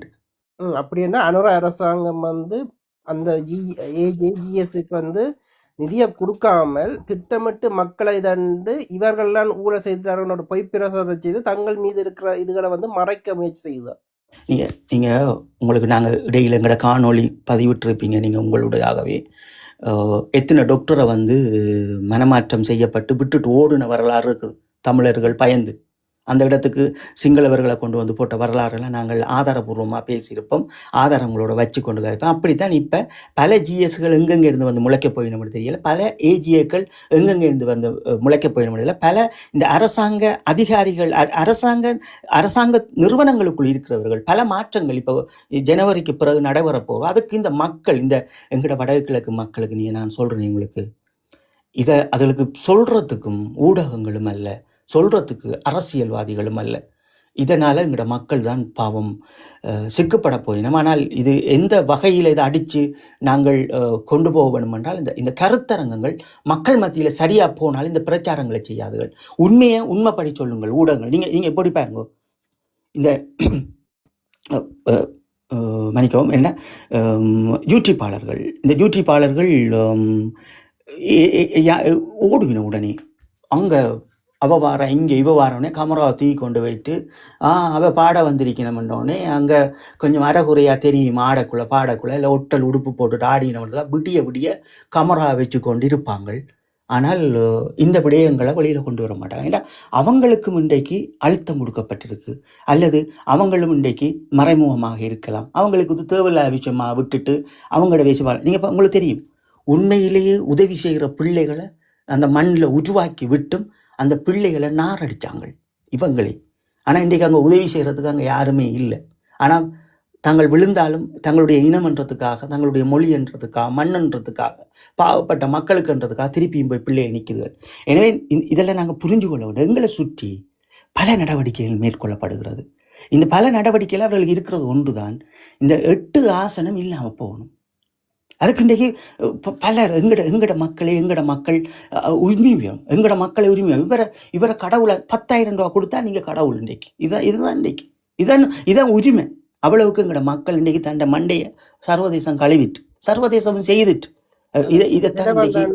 புலம்பெயர்ந்த மக்கள்லாம் 2009 பிறகு விழுந்து போயிருந்த மக்களை திருப்பி கட்டியமைச்சது புலத்தில் இருந்த மக்கள்லாம் அந்த இதாவது அரசாங்கம் செய்யல. அரசாங்கம் சர்வதேசம் கொடுத்த நிதியையும் எங்கட மக்களுக்கு கொடுக்காமல் சுருட்டின வேலையை செய்தோடைய புலம்பெயர்ந்திருந்த மக்கள்லாம் திருப்பி எங்கட மக்களை மீள இதை சுவாசிக்க வைச்சார்கள். ஆனால் இந்த மக்கள் அதை கூட விளங்கி கொள்ளாமல் திருப்பியும் அழிச்ச வேண்ட காலில் போய் விழுந்து கொண்டு இருக்குது என்றால் இந்த மக்கள புரிதல் அப்படி இருக்குது. இப்போ பாமர மக்களில் நீங்கள் ஒன்றும் பண்ண முடியாது. இப்போ பாமர மக்களுக்கு உங்களுக்கு இப்போ இலங்கையில் அரசியல் நடக்குதுன்ற அதுகளை என்ன நினைக்குங்கள்? ஜனாதிபதி வாரார், அவ்வளோதான் நினைக்குங்கள். ஆனால் இந்த இதில் எவ்வளோ விஷயம் இருக்குது. அவங்களுடைய இலங்கையினுடைய எத்தனை விஷயம் இருக்குது. மக்கள் அவங்களோட நிலம், அவங்களோட இராணுவம், அவங்களோட தேசிய இராணுவம், அவங்களோட சர்வதேசம், இப்படி பல்பட்ட விடயங்கள் அவங்கள அரசியல் செய்வாங்க. அதுக்காகத்தான் அதில் கொண்டு அமர்த்துவாங்க. அவங்க நூதனமாக கொண்டு செய்வாங்க. இது எங்களுக்கு விளங்காது. இது நாங்கள் முதலமைச்சராக ஒருவரை கொண்டு வரணும், படித்தவரை கொண்டு வரணும், அல்லது ஒரு நல்ல ஆழ்மை உள்ளவரை கொண்டு வரணும், சர்வதேசத்தினுடைய தொடர்புகளோடு இருக்கிறோம் நாங்கள் கொண்டு வரணும் என்று பேசணும்னு சொன்னால் எங்களோட மக்களுக்கு அது புரியாது. அதையும் நாங்கள் புரியப்படுத்த வேண்டியது எங்களுடைய கடமை. நாங்கள் என்ன நிலையில் இருக்கிறோம், ஒரு வடமாகாண முதலமைச்சர் என்றால் அது என்ன நிலையில் இருக்குது, அதை புரிஞ்சு கொள்ளுங்கோ. எல்லா விடயங்களோடைய தான் இந்த கருத்தரங்களை நாங்கள் சரியாக செய்கிறோம். எனவே இந்த பாமர மக்கள் என்னென்றால் இந்த ஜிஎஸ் மீது அழுத்தங்களை கொடுக்கறது, ஏஜிஏ மீது அழுத்தங்களை கொடுக்கறது, அது திட்டமிட்ட இந்த அரசாங்கத்தினுடைய செயல்பாடு. நீங்கள் சரியாக புரிஞ்சு கொள்ளணும். அது இப்போ ஒரு ஜிஎஸ் பிள்ளை விடலாம். இப்போ அதுக்காக நாங்கள் எல்லா ஜிஎஸுக்கும் அவர் நல்லவர் வெல்லவர் என்று நாங்கள் கொடுக்கிறோம், எல்லா ஏஜிஏக்கு நாங்கள் கொடுக்கிறோம். ஆனால் இது ஒரு சூட்சமான முறை இருக்குது. இப்போ எப்படி எல்லா இடங்களிலும் அவர்களுடைய ஆக்கள் அமர போயிடும். இப்போ நீங்கள் உதாரணம் பார்த்தீங்கன்னா சிங்கள மகன் பராட்டியும் ஏஜியா அவர்களினுடைய கட்சியில் நேசிக்கக்கூடியவர்கள், அவர்களுக்கு தொண்டாற்றக்கூடியவர்கள், அப்படியானவர்களாக அமற்ற முடியும். சரியா புரிஞ்சு கொள்ளுங்க. இப்போ நீங்கள் நினைப்பீங்கள் அது அப்படி எங்கட இதுக்குள்ள, அப்படி இல்லை. இப்போ அவர்களுடைய கட்சியின் ஒரு உறுப்பினர்கள் அங்கத்துவராக இருந்தவர் கூட அவர் இங்கே வாரத்துக்கு வாய்ப்பு இருக்கிறது. அதே கிராம மட்டத்தில் கூட அந்த கட்சியை நேசிப்பவருக்கு பதவி கொடுக்கறதுக்கு கூட இந்த அணுகுமுறையை கூட நுண்ணியமான அரசியலுக்கு நாங்கள் பார்க்க வேண்டும். இது பார்க்க விடக்கூடாது, கண்டிப்பாக பார்க்கணும். நீங்கள் ஒரு கிராமத்தில் இருந்து ஒருவரை தூக்கி எறியறீங்க, ஒரு கிராம நிரந்தரவாசியை தூக்கி எறியறீங்கன்னா அவர் யார், அவருக்கு பின்னால் எங்கே இருக்குது, அவர் இப்போ இதுக்கப்புறம் என்ன நடக்க போகுது? அப்போ இலகுவாக அந்த 3 வருஷத்துக்கு பிறகு என்னென்றால் இந்த கிராம இஎஸ்களை நீங்கள் தூக்கி எறிஞ்சிட்டீங்கன்னா உங்களுக்கு ஒரு மிக பலப்படுத்தப்பட்ட இந்த அரசாங்கத்தினுடைய அரசியல் அங்கே இருக்குது. அந்த கிராம அலுவலகர்களில் கண்டிப்பாக ஒரு பெரும் அரசியல் இருக்குது. கிராம அலுவலகர்ன்றது ஒரு பொலிஸுக்கு சமம். உலகத்தில் நாங்கள் பார்த்துட்டோம். சுவிஸை போன்று கிராம அலுவலகம் பார்த்தோம்னா அது ஒரு பொலிஸ், அந்த பொலிஸ் அதிகாரம் மித்த ஒரு பெரும் இடம் அது. எனவே அது அங்கிருந்து தான் இந்த அரசியலே ஒரு கிராம மட்ட அரசியல் ஒரு மேம்படுத்தப்படும். இது எங்களுடைய வரலாற்றில் நடந்தது. கிராமங்களில் இருக்கின்ற கிராம ஜிஎஸ் என்றால் அது ஒரு இதாக இருப்பார். இந்த மக்களை தயார்படுத்துறது, மாவீர நாளண்டு அங்கே இந்த கொடிகளை கட்டுறது, ஒரு ஏற்பாடு பண்ணுறது, தண்ணி பந்தல் போடுறது, இதெல்லாம் நாங்கள் செய்தவர்கள் கிடையாது, மக்கள் தான் செய்தார்கள். அப்போ அதெல்லாம் தாங்கி தோளில் தூக்கி நின்றார்கள். அப்போ நாங்கள் இன்றைக்கு அதெல்லாம் பார்க்கலாது. நல்ல ஜிஎஸ் இருக்கணும், நல்ல ஏஜி இருக்கணும், மண்ணை காக்கிறார்கள் இருக்கிறோம், மண்ணை இன்றைக்கும் பக்குவப்படுத்த வேண்டும் என்று நினைக்கிறவர் இருக்கிறேன். இப்படி பக்குவப்படுத்தணும் என்று நினைக்கிறவர்கள் இப்போ உதாரணம் பாருங்க, ஒரு நிலப்பரப்பு ஒரு காற்றாலை திட்டத்துக்கு ஏதாவது ஒன்றுக்கு வரப்போகுது என்றால் அந்த ஏஜியை அதுக்கு இடம் கொடுக்க மாட்டார். அப்போ அவரை தூக்கி எறிஞ்சிட்டு வேற கொண்டு வந்தால் அந்த இடம் நிறைவேற்றப்படும். எனவே கவனமாக இருக்கும். நீங்கள் 25,000 ரூபாய்க்கு ஆசைப்பட்டு அல்லது 5,000 ரூபாய்க்கு ஆசைப்பட்டு உங்களோட தேசத்தை நாரடிச்சிட்டாங்க. உங்களோட அடுத்த சந்ததியினுடைய அரசியலை கட்ட நீங்கள் யார்? முதல்ல நீங்கள் அதை கேளுங்க. நான் இந்த பூர்வீக மண்ணினுடைய குடிமகன். நான் என்னுடைய வடக்கு கிழக்கு தாயகத்தினுடைய பூர்வீக மகன். எனக்கென்று ஒரு யாப்பழுது. உன்னை நான் ஏற்றுக்கொள்கிறேன். நீ உண்மையிலே சுப்பையாடா காணிக்குள்ள நிற்கிற மாமரை நீ நல்லா கனித்து கூங்குறா பூத்து கிடக்கிறா, முதல் நீ அதை செய். என்ற வடக்கு கிழக்கு மக்களினுடைய உங்களுக்கு எப்படி ஒரு யாப்பு இருக்கோ எங்களோட மக்களுக்கு தயார்படுத்துங்க, கொண்டு வாங்க. சர்வதேசத்தில் கொண்டு வந்து எழுதுங்கோ. யார் தங்க இசைப்பிரியாவை எந்த படையணி என்றது எங்களுக்கு தெரியும், நாங்கள் எல்லாம் கொடுத்துருக்கோம். அனுப்பு கூண்டு. நீ உண்மையான ஆம்பளை தானே, அனுப்பு. உண்மையான மக்களை நேசிக்கிறவன் தானே, அனுப்பு. நீ தானே கடவுளாச்சு, அனுப்பன். பிறகு என்ன? இதில் இயக்க சிங்கள இனவாதிகளுக்கு ஒரு தெளிவான செய்தியை எங்களோட கார்த்திகை 27 வந்து சொல்லியிருக்கு. கார்த்திகை 27 அன்று வந்து ஒரு இயற்கை அனர்த்தம் போன வருஷம் நடந்துச்சு. இந்த வருஷம் ஒன்றும் பெரிய அளவில் வந்து நடந்திருக்குது. இந்த சிங்கள பேரினவாதம் வந்து புத்த சிலையை வச்சு கொண்டு வந்து திருவண்ணாமலையில் கார்த்திகை வாரத்தில் செய்த அட்டூழியத்துக்கு வந்து கார்த்திகை 27 வந்து சிங்கள பேரினவாதத்துக்கு ஒரு செய்தியை வந்து சொல்லி இருக்குது. அந்த செய்தியை கூட வந்து இந்த அரசாங்கங்கள் புரிஞ்சு கொள்ளாமல் மேலும் மேலும் அவற்றை அரக்க கூடத்தில் வந்து தாண்டவமார்கள். இது வந்து எங்களோட புராண இது கதைகளை வந்து புராணத்தில் வந்து சொல்லப்பட்ட மகாபாரதமோ ராமாயணம் அதில் சொல்லப்பட்ட கதைகள் மாதிரி தான் இப்போ வந்து இந்த அரசாங்கங்களோட நடவடிக்கைகளும் இருக்குன்னு உங்களை திருந்துறதுக்கு வாய்ப்பு இருந்தும் திருந்தாமல் வந்து அவர்கள் வந்து ஒரு தப்பு செய்தவன் வந்து எவ்வளவு வாய்ப்பு இருந்தும் அதை இதன்னாமல் கடைசி அவன் அழிவு வரையும் நல்ல தாண்டவம் ஆடித்தான் அவன் அழிவான் என்ற புராண கதைகள் சொல்ற விடயங்கள் வந்து எங்களோட கண் முன்னாலேயே இப்போ இந்த அரசாங்கங்கள் செய்கிற விடயத்தில் வந்து நாங்கள் பார்க்கக்கூடியதா இருக்குதுன்னு. இப்போ இது இது இவங்க நினைக்கணும் என்னென்றால், இப்போ இந்த இறுதி கணம் வந்து இவர்கள் பலர் கண்ணால் பார்க்காதவர்கள், பலிகளை பார்க்காதவர்கள், அந்த கம்பி வேலிக்குள்ளே என்ன நடந்ததுன்றதை பார்க்காதவர்கள், அந்த அந்த முள்ளு அந்த கம்பி வேலிக்குள் கூண்டுகளுக்கு அடைக்கப்பட்ட மக்கள் எப்படி இருந்தார்கள் என்பதும் ஒரு குறிப்பிட்ட வீடியோக்களை பார்த்து ரசித்தவர்களும் இன்றைக்கு அனர்த்தம் பெறுகின்ற போது ஓடித்திருந்த சமூகத்தை நாங்கள் பார்க்கின்றோம். இது எம்முடைய மக்களினுடைய இந்த இந்த இந்த இந்த பைத்தியம், இந்த ஊடக பைத்தியங்களும் பப்ளிசிட்டி பைத்தியங்களும் இதில் தான் இன்றைக்கு பல பிரச்சனைகள் நடக்குது. இணையத்தளத்தையே தொழிலாக மாற்றியவர்களால் விற்கப்பட்ட வரலாறுகளும் நாங்கள் பேசியிருப்போம். எனவே நாங்கள் இது இலங்கைக்கு கிடைத்திருக்கிற ஒரு வரம். இலங்கைக்கு இப்போ நீங்கள் பார்த்தீங்கன்றால் சதாப்தங்களில் ஓராக்கள் வருவினும் அந்த சதாப்தங்களில் 1919 காலத்திலேயும் ஒரு ஆள் வந்திருப்பார், அதே போன்றவர் வந்திருக்கிறார். இதுக்கு இடப்பட்ட காலங்களில் இப்படித்தான் ஒரு ஆள் முளைப்பினம். இந்த இந்த இந்த இந்த சுப்பையாடம் வீட்டுக்குள்ளே நல்ல பெரம் பூத்து கிடகு காய்ச்சி கிடகு குளிக்கணும், வெறும் பட்ட மரமாக தான் நிற்கும். இதை அவர்கள் உண்மையிலேயே நிறைவேற்ற வேண்டுமென்றால் எங்களுடைய மக்களுக்கு அவர்கள் சரியாக செய்யணும். இதை ஊடகத்துக்கு இவர்கள் என்னத்துக்கு இதை மட்டும் செய்யணும்? இப்போ உண்மையிலேயே நீங்கள் எல்லா இடங்களும் மக்களுக்குரிய விஷயங்கள் செய்திருக்க வேண்டும். இன்னும் தண்ணி நிற்குது, பல கிராமங்கள் எல்லாம் தண்ணி நிற்குது. அதை விட எங்களோட பூநகரி பிரதேசத்தை பார்த்தீங்க தானே, இன்னும் தண்ணி நிற்குது. இன்றைக்கு தான் போய் பார்க்கணும், நேற்றும் போய் பார்த்தீங்கன்னா இன்றைக்கும் போய் பார்க்கணும். இப்போ தான் போயிடணும் பாருங்க, ஒரு மாதம் ஆகுது, 20 நாள் ஆச்சு, இப்போ தான் போய் பார்க்கணும். அப்போ இதுலேயே எங்களுக்கு விளங்கு. இதை விட அப்படி இதுல இவ்வளவு யூடியூபர்ஸ் இருக்கிறோமே இல்லோ, இந்த யூடியூபர்ஸ் எல்லாம் எங்க போட்டணும்? ஏன் இந்த மக்கள்கிட்ட குறையில வந்து காட்ட மாட்டினோம். சில பேர் வந்து இப்ப ஆப்பிரிக்கா கூட போயிருக்கிறோம். தணிக்கை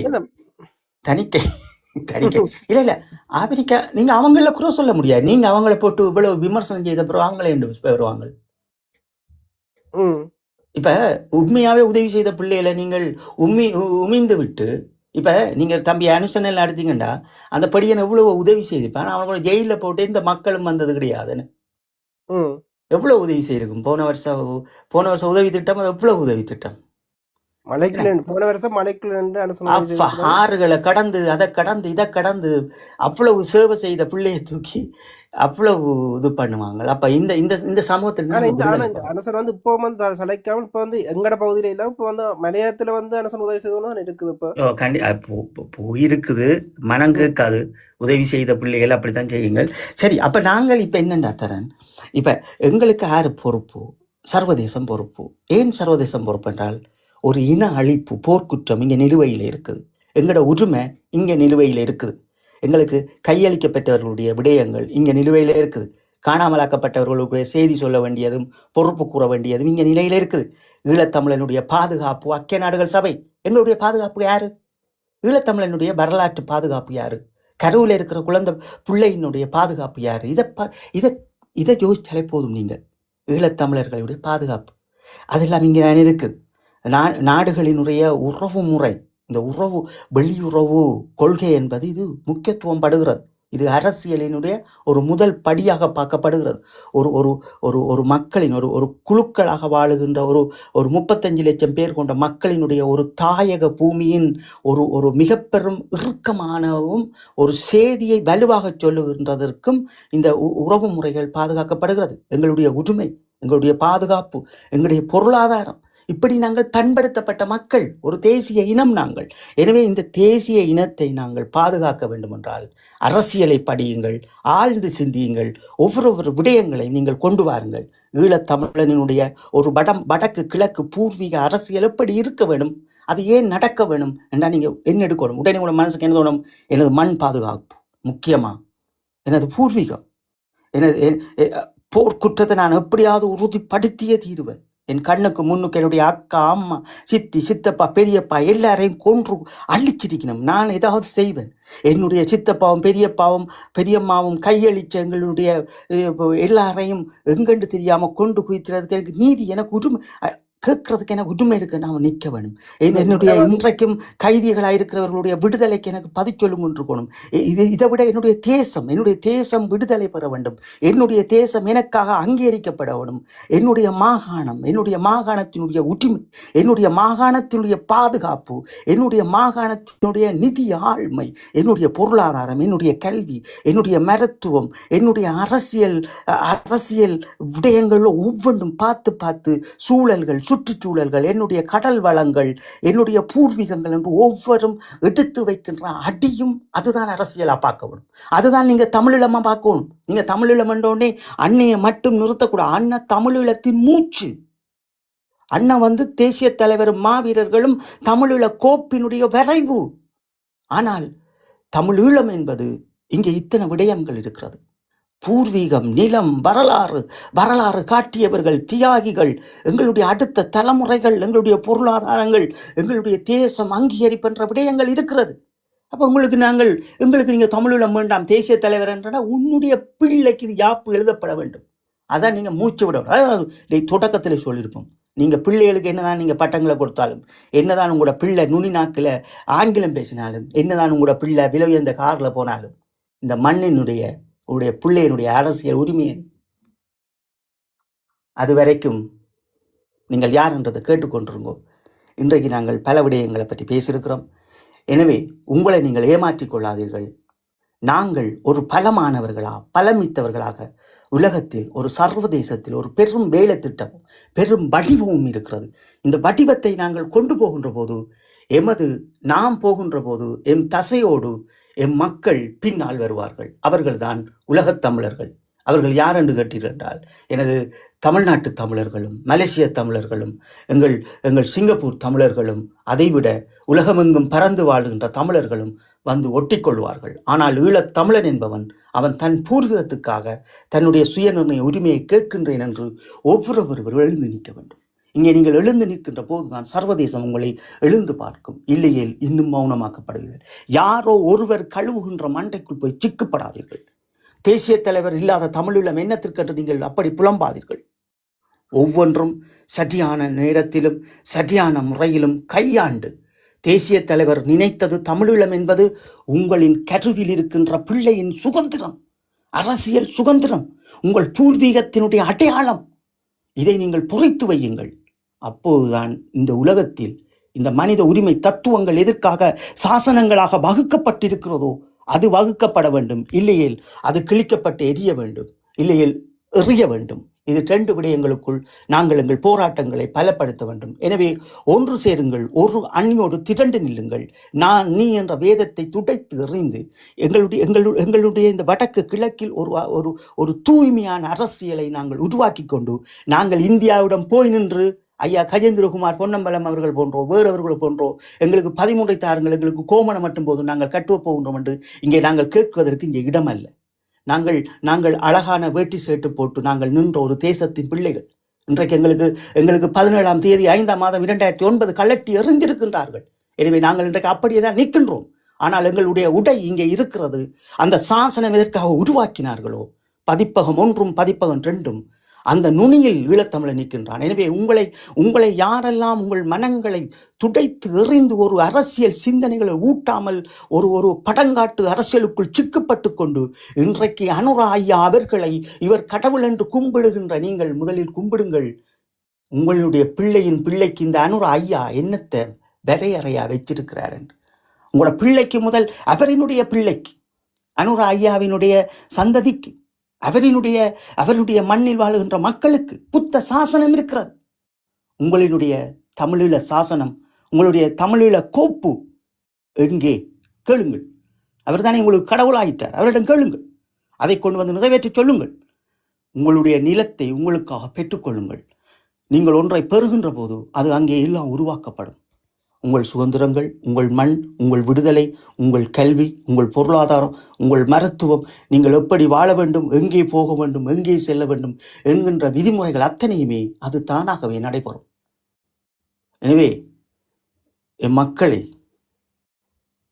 புரிந்தவர்களாக, தெளிந்தவர்களாக, ஒரு பெரும் விலையை கொடுத்திருக்கின்ற சமூகமாக நாங்கள் ஒரு ஒரு ஒரு ஒரு தமிழீழம் எங்களுடைய தனி நாட்டில் வாழ்ந்தவர்கள். பிறகு எதற்கு நாங்கள் பயப்பட வேண்டும்?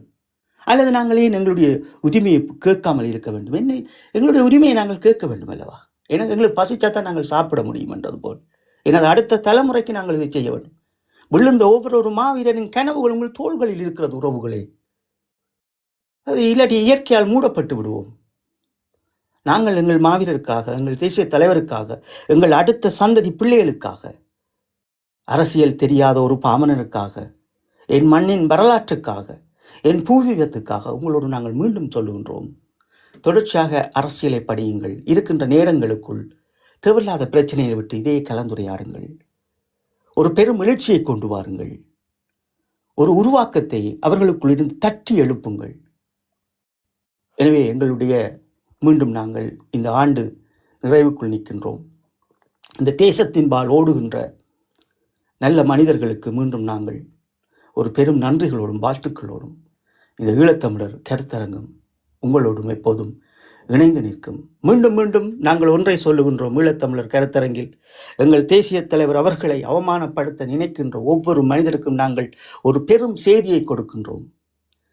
17ஆம் தேதி 5ஆம் மாதம் 2009க்கு பிறகு இந்த நொடி வரை நீங்கள் தேசிய தலைவர் அவர்களை விமர்சிக்க முதல் நீங்கள் என்ன செய்திருக்கின்றேன் என்றதை பதிவிட்டுவிட்டு ஊடகங்களில் நின்று உரையாற்றுங்கள் என்று இன்றும் நாங்கள் உங்களோடு வேண்டிக்கொண்டு, எமது இலட்சியம் என்பது அது எங்களின் உயிராகவும் மூச்சாகவும் இந்த தமிழீழ கோவையும் அந்த கோட்பாடும் இருக்கும். எங்கள் தோள்களில் எங்கள் மாவீரர்கள் வாழ்ந்து கொண்டிருக்கின்றார்கள் என்ற சத்தியத்தோடு இன்றும் இருந்து ஈழத்தமிழர் கருத்தரங்கில் விடைபெறுகின்றோம். தம்பி தரன் அவர்கள், உங்களிடமிருந்து கருத்துக்கள் எதுவும் இருந்தால் பதிவு செய்யுங்கள். நன்றி தரன். நன்றி அண்ணா.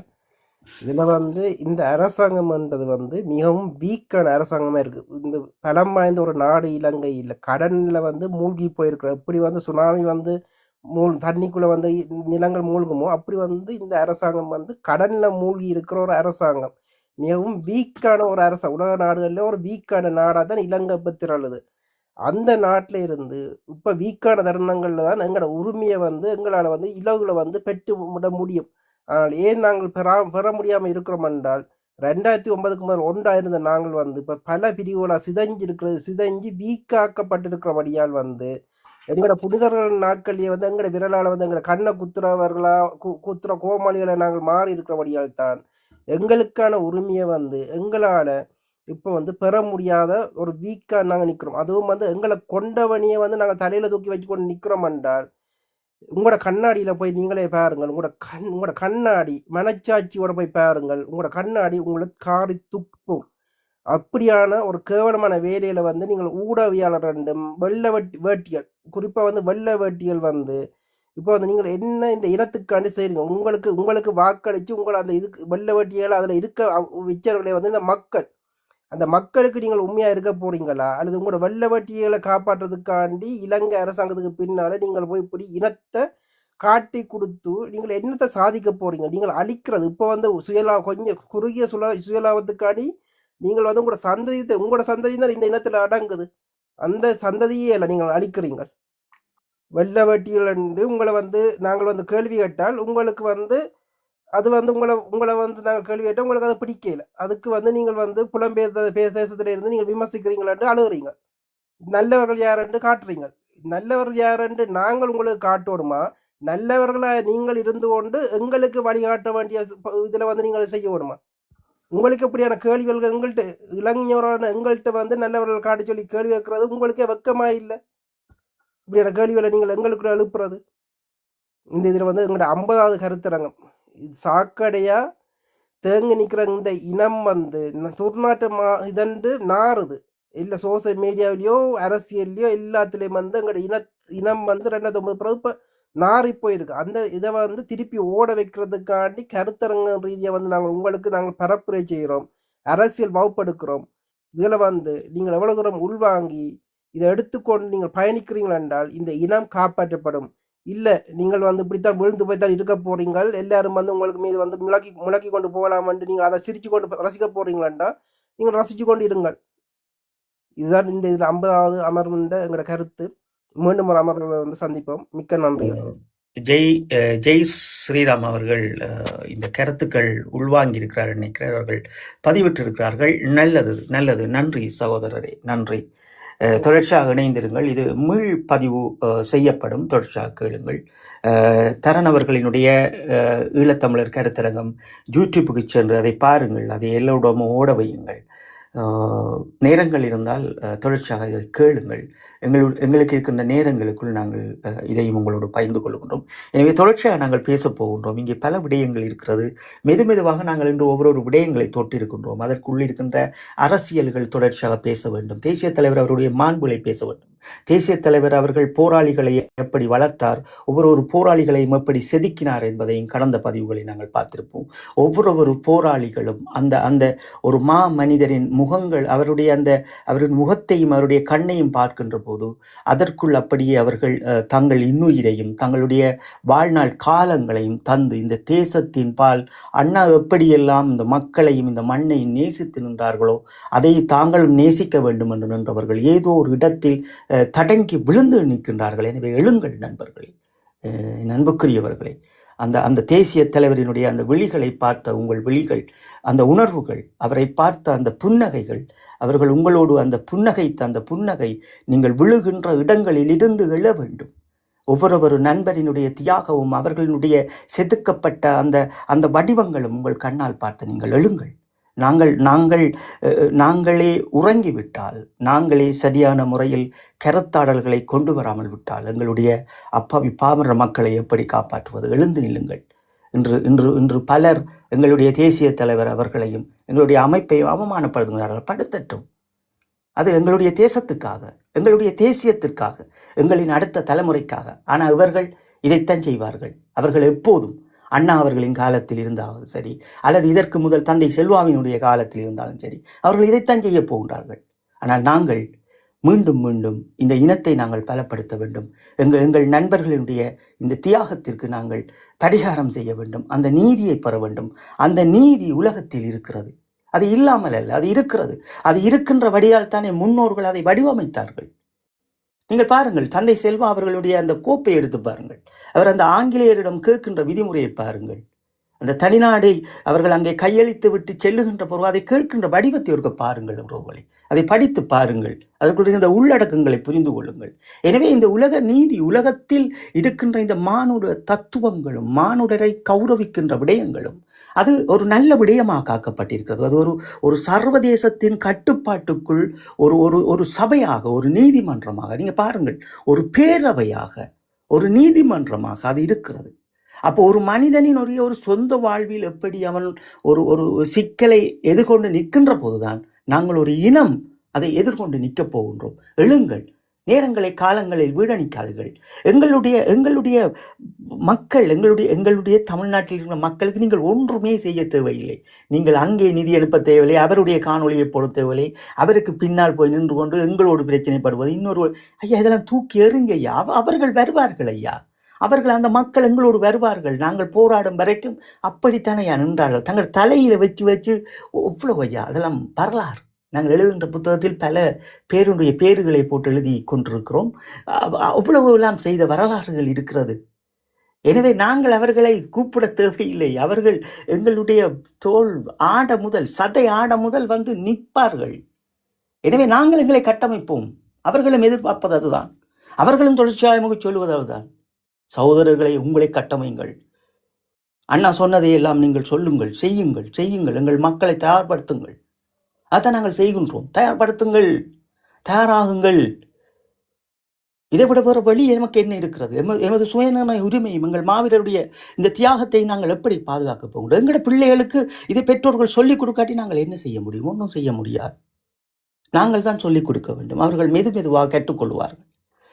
ஆனால் நாங்கள் இந்த இந்த உரிமையை இன்று எப்படி உயிர்ப்போடு இவ்வளவு காலம் வைத்திருக்கின்றார்களோ அதை விட இன்னும் பலமாக ஓட வேண்டும்.